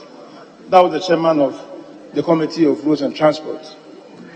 To the extent that he claimed that the President has constructed about more than 3,600 kilometers of roads. Then again came the Minister for Roads and Transport, Roads and Highways, Honorable Makwanta. He was brought to this Parliament, to this House, to substantiate the claim that he made that the President has constructed over 4,000 kilometers of road during his term, and that no government has ever constructed roads to that extent. And so now we have two figures. But the minister could be pardoned because when he came here and was asked to come in and tender the details, the documents, the records for his claim, he did come in here, Mr. Speaker. He submitted a document, a voluminous one. In this document, he has indicated that within a period of 5 years, that is from 2017 to May 2021, Nana Akufo-Addo's government has constructed 4,263.37 kilometers. That tells him that he has constructed roads more than any other government. Mr. Speaker, that is misleading. And so it's worrying that having heard these conflicting details from the chairman of the committee and from the minister, president, during the SONA, and he's claiming that yes, I've constructed 10,875 kilometers of road, new roads, and that is unprecedented. Claiming that no government during the same period has constructed roads to that level. It's unfortunate, Mr. Speaker, it's misleading, and I think that we must put it in the right perspective. The government in the 5 years could not construct even 5,000 kilometers. But again, just 8 months, it's constructed more than 6,000 kilometers of road. And that is where we have challenges in there. Just after the SONA was delivered, the ministry also came out with a publication, a press release, Mr. Speaker, to expatiate. And that makes it worse. According to the ministry, from June 2001 to February 2022, the President has constructed over 6,000 kilometers. And in there is about 5,000 kilometers for unpaved roads. Mr. Speaker, unpaved roads are basically untarred roads, and paved roads are tarred roads. So he spent a lot of time, and that is basically, according to the document, grading. Grading, as the industry experts will tell you, doesn't form part, basically, of road construction. Because if it is grading, you grade, earth roads. That will not tell you that indeed you have constructed roads. Mr. Speaker, on the minimum, you need about 24 months, that is 2 years, to construct and organize a discipline, a critical road. And so within 8 months, we are told that the president has constructed over 6 months. But of more importance is that in this document, the minister is saying that yes, these projections, these numbers are provisional, and the ministry is in the process of validating them. Mr. Speaker, if a project, if a fact is not confirmed, is not validated, indeed it is projection and provisional, you can't tender in for any reasonable discourse. So that is why we think that it is worrying, it is misleading for the president to be asked to give in a detail that within a short time he has constructed 10,875. Mr. Speaker, according to the records that have been brought, from the period of 2017 to 2020, that falls or that fits into the first term of Nana Akufo-Addo, we haven't changed the road network. From 2016, that the road network was 78,402, we still have the same record of 78,402. All we are saying is that yes, 273.37 kilometers, details, which is here. And we have some challenges with that, Mr. Speaker. We do have challenges because of the fact that some of the roads, and want to put it in perspective and set the record straight, in my own constituency. Honorable Member, the Deputy Minister for Roads and Highways interventions. Let's hear it. Yeah. For the opportunity. And when the colleague on the other side was talking, he alluded to the fact that the president, I believe that the ministry has put out information to buttress the points that the president made, As it stands right now, the road network has been expanded from 78,000 as we met it in 2016 to over 94,000. And the records are there to show. Thank you, Speaker. Thank you, Mr. Speaker. Very well. Yes. Mr. Speaker, in the records that was submitted, it's here, the press release. It is indicated that, Mr. Speaker, if you allow me to read, it says, please allow me to read, in 2017, the total network size was 78,402 kilometers. As at the end of 2021, the projected network size had increased to 94,203 kilometers. This length, projected, Mr. Speaker, this length is currently undergoing validation by the ministry. The table one below shows Ghana's provisional network statistics currently. Mr. Speaker, if the engineers tell you that it is provisional and it's projected and has not been validated, then you, the politician, you want to be careful to go out and confirm. But it is not certified.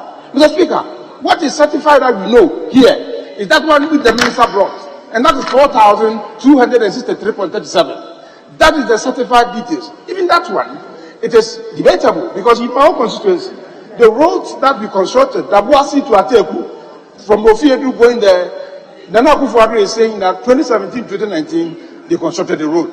So that is debatable. That is worrying. Again, in Abosu Junction to Bompieso, Amwanda, Munivali, and Daman, which was constructed during the time of President Mahama, and it was an arrangement between the government and the mines. Nana Akufo-Addo is saying that they constructed that road. In any case, Mr. Speaker, we want to set the record straight. My colleague was saying that the network has grown. The network is projected. Yeah. It has not been, so you need to be careful because it has not been validated. So, Mr. Speaker, all I'm saying is that the 10,875 kilometers that has been tendered in by the president, we take the 4,263.37 as a certified document. The rest, which is over 6,000, indeed is not certified, it is yet to be validated. We wait for that validation to take place, then we can interrogate it. Then we can bring the minister here to come and show us the details and so on and so forth. That is why we say the information given is misleading. Mr. Speaker, we deal with facts. The worry is that every government controlled road, every government controlled for Nana Akufo-Addo to say that within his time, no government ever, and the minister also did say. That is why we think that it is important to make some comparison. You want to make sure that we set the record straight. If we say that we are going to take Nana Akufo-Addo's 5 years, it's misleading. Let's judge him by his first term. That is from 2017 to 2020. Then, in his second term, I don't think that we should worry him because his second term has just started. So allow him to do his work. At the end of 2024, then we will bring him here and judge him accordingly. Honorable James, please descend for landing. I'm saying descend for landing. Prepare to land. Yes. Okay, thank you. So all I'm saying, Mr. Speaker, there are a lot of details. I was going to compare because it is on record that President Mahama, in his first term, you all know that he spent about 4 months in the first year. At the end of that period, he has constructed 5,955 kilometers of road. And the records are here, Mr. Speaker. Again, he took the road network, which is 78,402, from 68,067 kilometers. As at the time that President Mahama is exercising office, he had increased the road network to 10,344 kilometers. And the records are here. I can give you the details. Mr. Speaker, all I'm saying is that within the Nana Akufo-Addo's term, the first term, he never extended the road network to even a kilometer. He did not. And I'm challenging them. He did not. He is talking about his fifth year, which is the second year. We are not dealing with that one. In his first term, it is on record that Nana Akufo-Addo did not add a kilometer to the road network. It is still the 78,402 kilometers as was bequeathed in by President Mahama. So we don't think that one wants to say that he has considered way more than any other government. No, he has considered roads. But in terms of performance, President Mahama stands very tall. So thank you very much, Mr. Speaker. I was just going to pass on a few comments. At the appropriate time, you are going to engage them and engage them very well. Thank you so much. Yeah. Nice. Yes.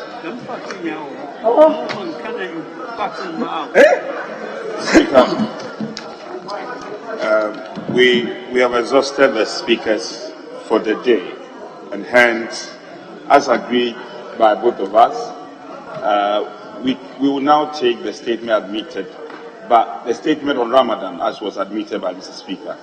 But we agreed that we are only taking a contributor on both sides, because one on each side, because of the business we have at hand, the outstanding business we have at hand. Speaker, you know the discussions that have gone on and the need for us to have committee of the whole. So that is the agreement, and we intend to stick by that. Yes. Mr. Speaker, I'd actually agree with you, except to say that instead of probably restricting ourselves to just one contributor each, we could look at the time and say that we should be done with this in 15 minutes. So by 3 o'clock, we'll have to move to committee of the whole. So that within that time, if we are able to take many more members who can speak briefly, so that make sure that by the 15 minutes we are done with this thing. I think that would be more proactive than maybe just between to one person. Thank you, Mr. Speaker.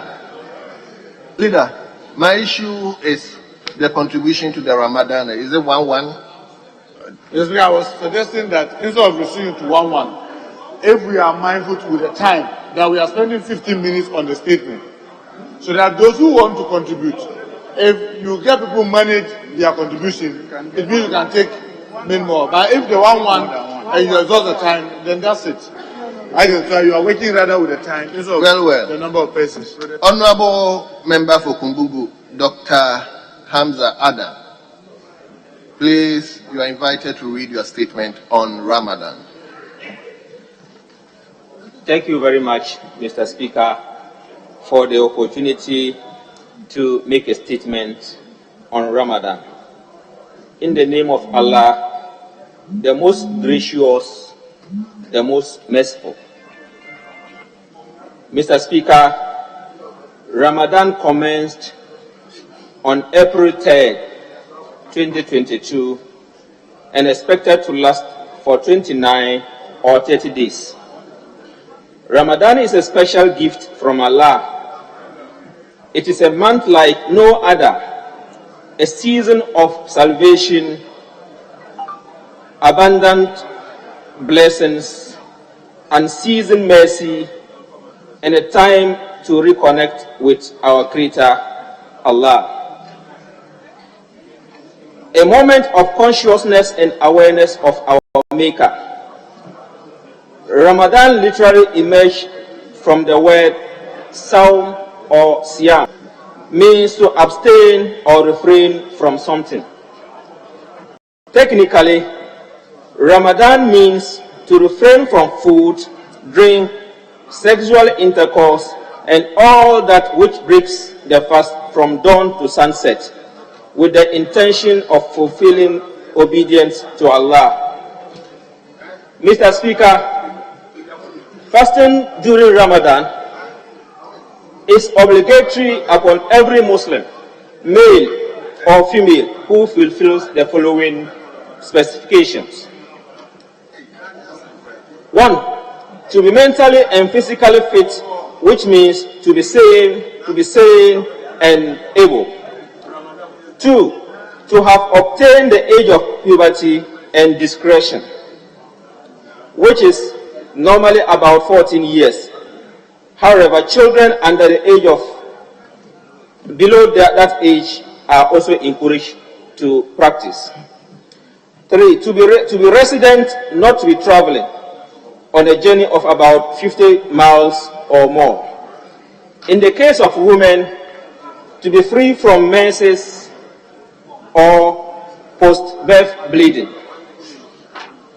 Mr. Speaker, those who are exempted from fasting include the insane, children under the age of puberty, the elderly, and the chronically ill person from whom fasting is unbearable. A person in this category is required to feed one poor person for every day he does not fast in Ramadan. Pregnant women and nursing mothers who fear that fasting may endanger their lives or health of the fetuses or the babies. People in the course of traveling, they should make up for the days they do not fast later. Women during the period of menstruation or post-childbirth confinement, they should make up for the days they do not fast later. Mr. Speaker, Allah the Most High says in the glorious Quran, Ya ayyuhalladhina amanu kutiba alaykumus siyam kama kutiba alal ladhina min qablikum la'allakum tattaqun. Quote, O you who believe, fasting is prescribed for you as it was prescribed for those before you, that you may have God consciousness. This is from Quran chapter 2, verse 183. Allah is establishing to us here that fasting is a major source of discipline, so patience, inculcating good behavior, appreciating the plight of the needy and the poor, thereby supporting them to have a collective growth and peace coexistence between and among us in our respective communities. This, in essence, is a definition of God consciousness. Not only Muslims are commanded to develop this sense of consciousness, but Christians, Jews, and other religions. The Holy Quran says, and we have, and I quote, we have instructed those who were given the scripture before you and yourself to fear Allah, thus have God consciousness. This is Quran chapter 4, verse 131. Mr. Speaker, fasting is done in accordance to the Prophet Muhammad, peace be upon him, as was done. The Prophet sallallahu alaihi wasallam, may peace be upon him, strongly recommended the following: to take a night meal, which is called suhoor, close to the time of dawn prayer as possible.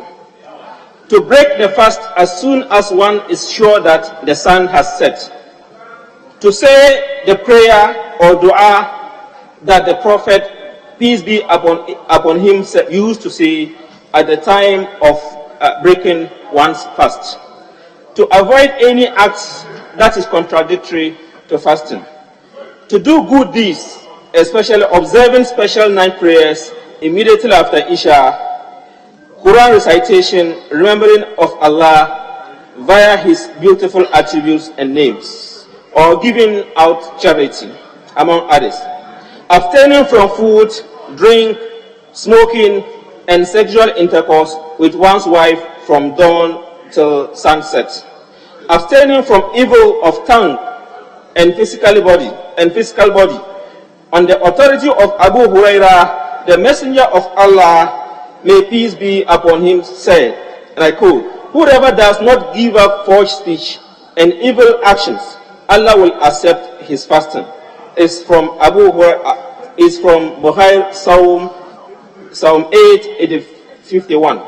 Mr. Speaker, in fact, charity is one of the key things our beloved Prophet Muhammad, may peace be upon him, sought to create a balance between the able and the less privileged. Therefore, Muslims are encouraged to intensify in giving charity during Ramadan. The Prophet says, and I quote, "The best charity is given in Ramadan," unquote. Mr. Speaker, acts which do not invalidate the fast include bathing, wearing kuhil, rinsing the mouth or nostrils with water provided that is not overdone. Swallowing unavoidable things such as one's saliva, tasting food, taking injection, smelling flowers or wearing perfumes, experiencing a wet dream, eating or drinking due to forgetfulness, involuntary vomiting, among others. In conclusion, Mr. Speaker, seeking blessings from the night of power, Laylatul Qadr, is the most virtuous night in the year. Almighty Allah says in the Quran, and I quote, "Inna anzalnahu fi laylatil qadr, wama adraka ma laylatul qadr, laylatul qadr khayrun min alf shahr, tanazzalu malaikatu war-ruhu fiha bi'izni rabbihim min kulli amr, salamun hiya hatta matla'il fajr." Quote, "We have indeed revealed this messenger in the night of power." And what will explain to thee what the night of power is? The night of power is better than 1,000 months. This from Quran chapter 97, verse 1 to 3. Thus, every Muslim should strive hard not to miss the opportunity of obtaining multiple rewards in these blessed days. It is highly recommended that all Muslims should draw nearer to Allah to get the blessings of Laylatul Qadr in the last third of Ramadan month. Mr. Speaker, it is reported that Imam Ahmad Muslim narrated that the Messenger of Allah, may peace be upon him, said, "He used to strive harder to worship during the last 10 days of Ramadan than he ever did in any other time, indulging in acts such as praying, reciting the Quran, and making dua."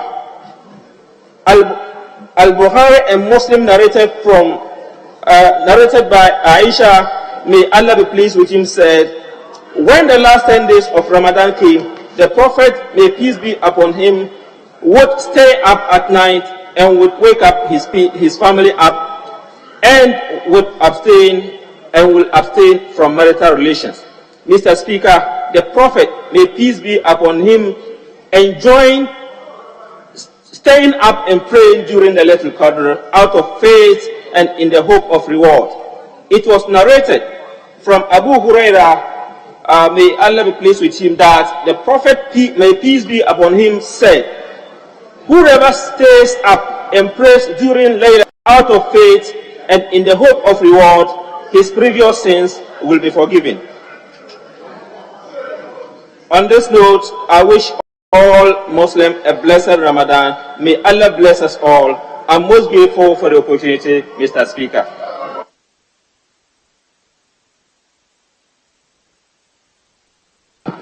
Yes, Honourable Member for Okaikwe Central. Thank you very much, Mr. Speaker. Mr. Speaker, my brother from Bole Bamboy, you see, he's taking all our time. But, Mr. Speaker, Ramadan is one of the strongest pillars that underpins the Muslim religion. It teaches Muslims to practice self-discipline, self-control, sacrifice, and empathy for those who are less fortunate within it. I'm fortunate to be MP for the National Chief Imam and also Sheikh Umar, who represents the Al-Sunnah sect. Mr. Speaker, it is a period that every Muslim takes very, very seriously. Muslims don't joke with Ramadan. If you miss a day, you have to take steps to failing before you are qualified to participate in the final prayers. Mr. Speaker, we'd like to use this opportunity to commend all Muslims for keeping faith with their religion and going through this period of fasting. I believe Muslims don't pray for themselves alone during Ramadan period. They pray for the whole country, and we must encourage them. Christians do support Muslims during the Ramadan period and vice versa, and we thank them for that religious faith and belief. And during this period, we ensure that good tidings before this country within the fasting period. I thank you very much, Mr. Speaker. Yes, Honourable Member for Bole Bamboy.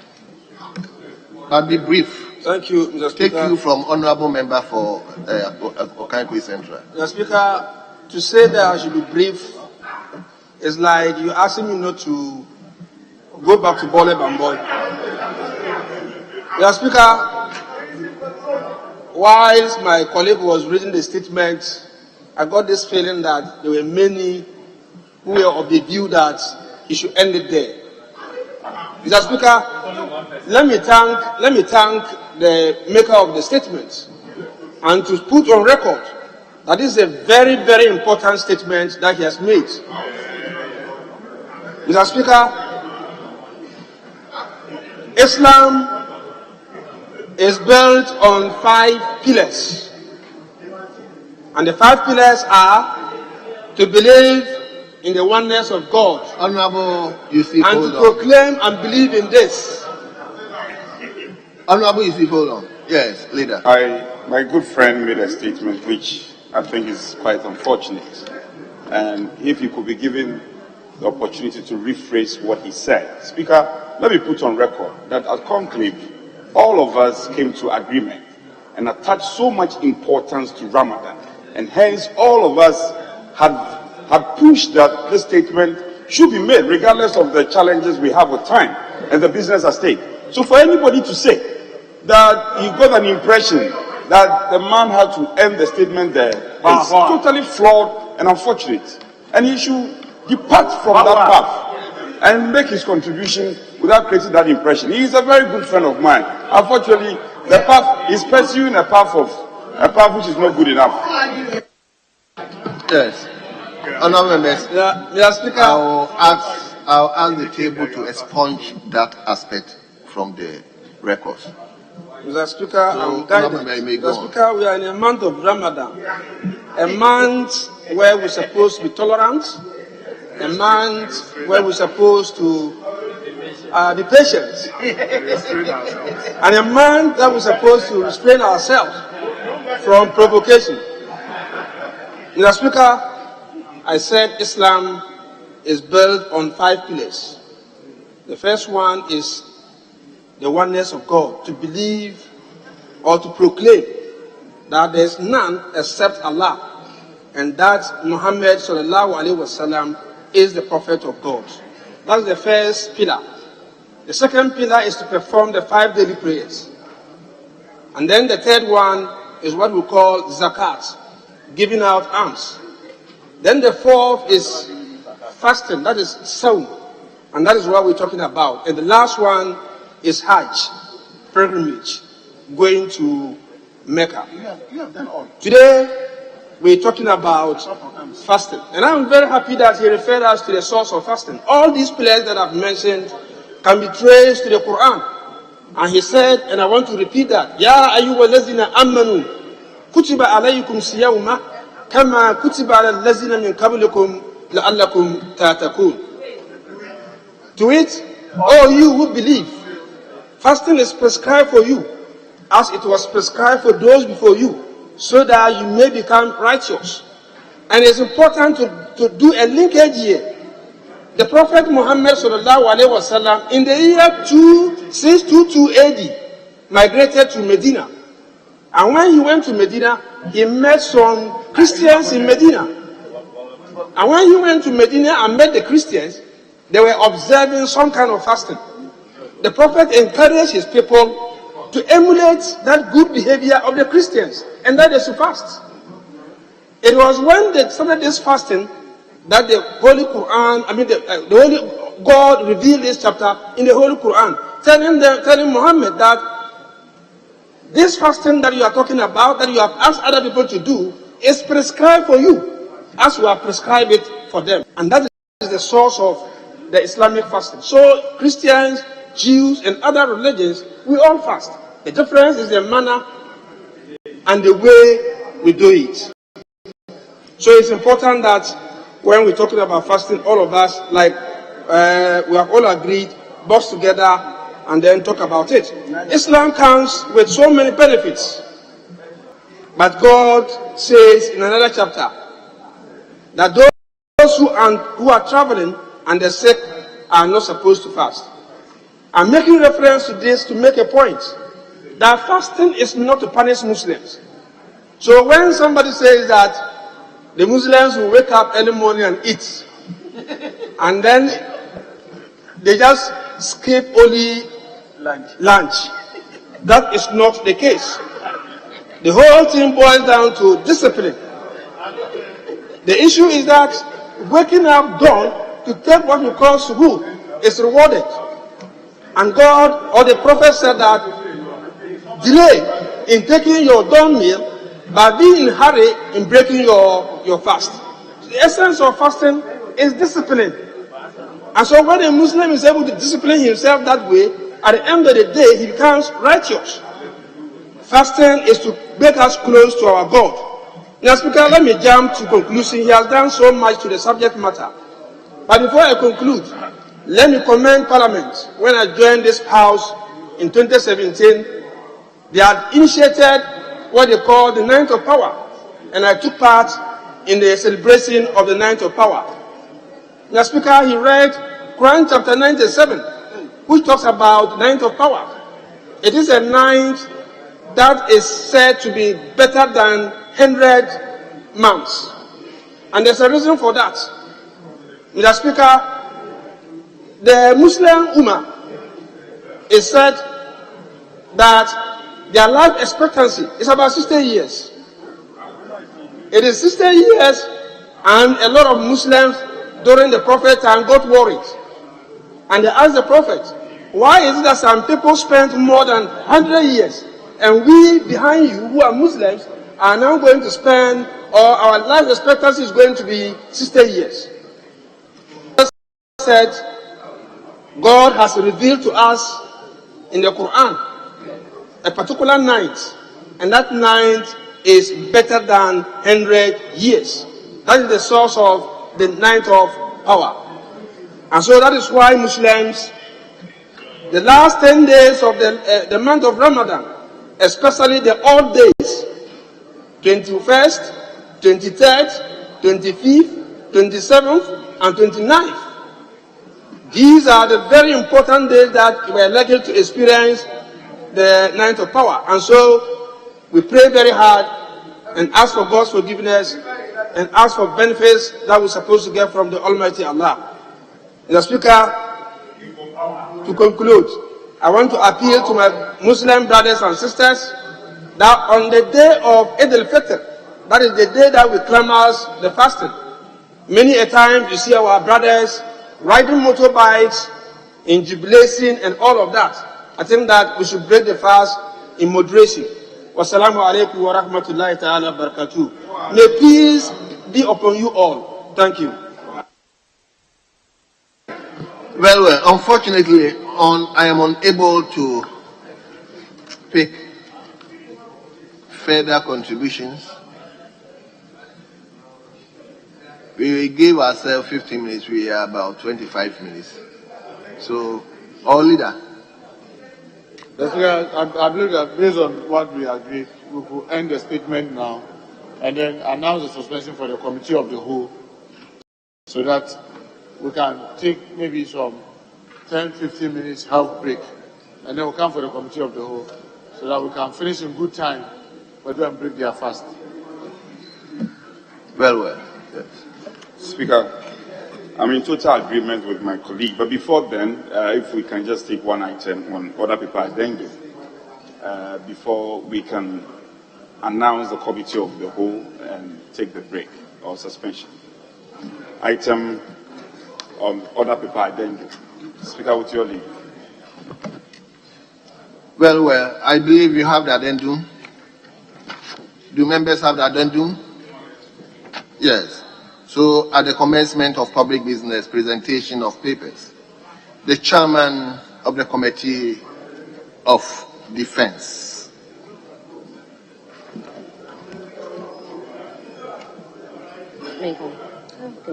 Reports of the Committee on Defense and Interior on the Engineering, Procurement and Construction EPC contract agreement between the Government of the Republic of Ghana, acting through the Ministry of Defense, and China Shipbuilding Trading Company Limited, CSTC, for a total sum of $289,900,000 United States dollars to finance the 37 military hospital expansion project made up of Phase 1, $99,993,000 United States dollars, Phase 2, $151,486,000 United States dollars, and Phase 3, $38,521,000 United States dollars. Honorable members, the report is duly presented. It is for distribution to honorable members. Honorable members, on that note, the House is suspended for 20 minutes. We are coming back at 3:30 for the committee of the whole. So the House is suspended.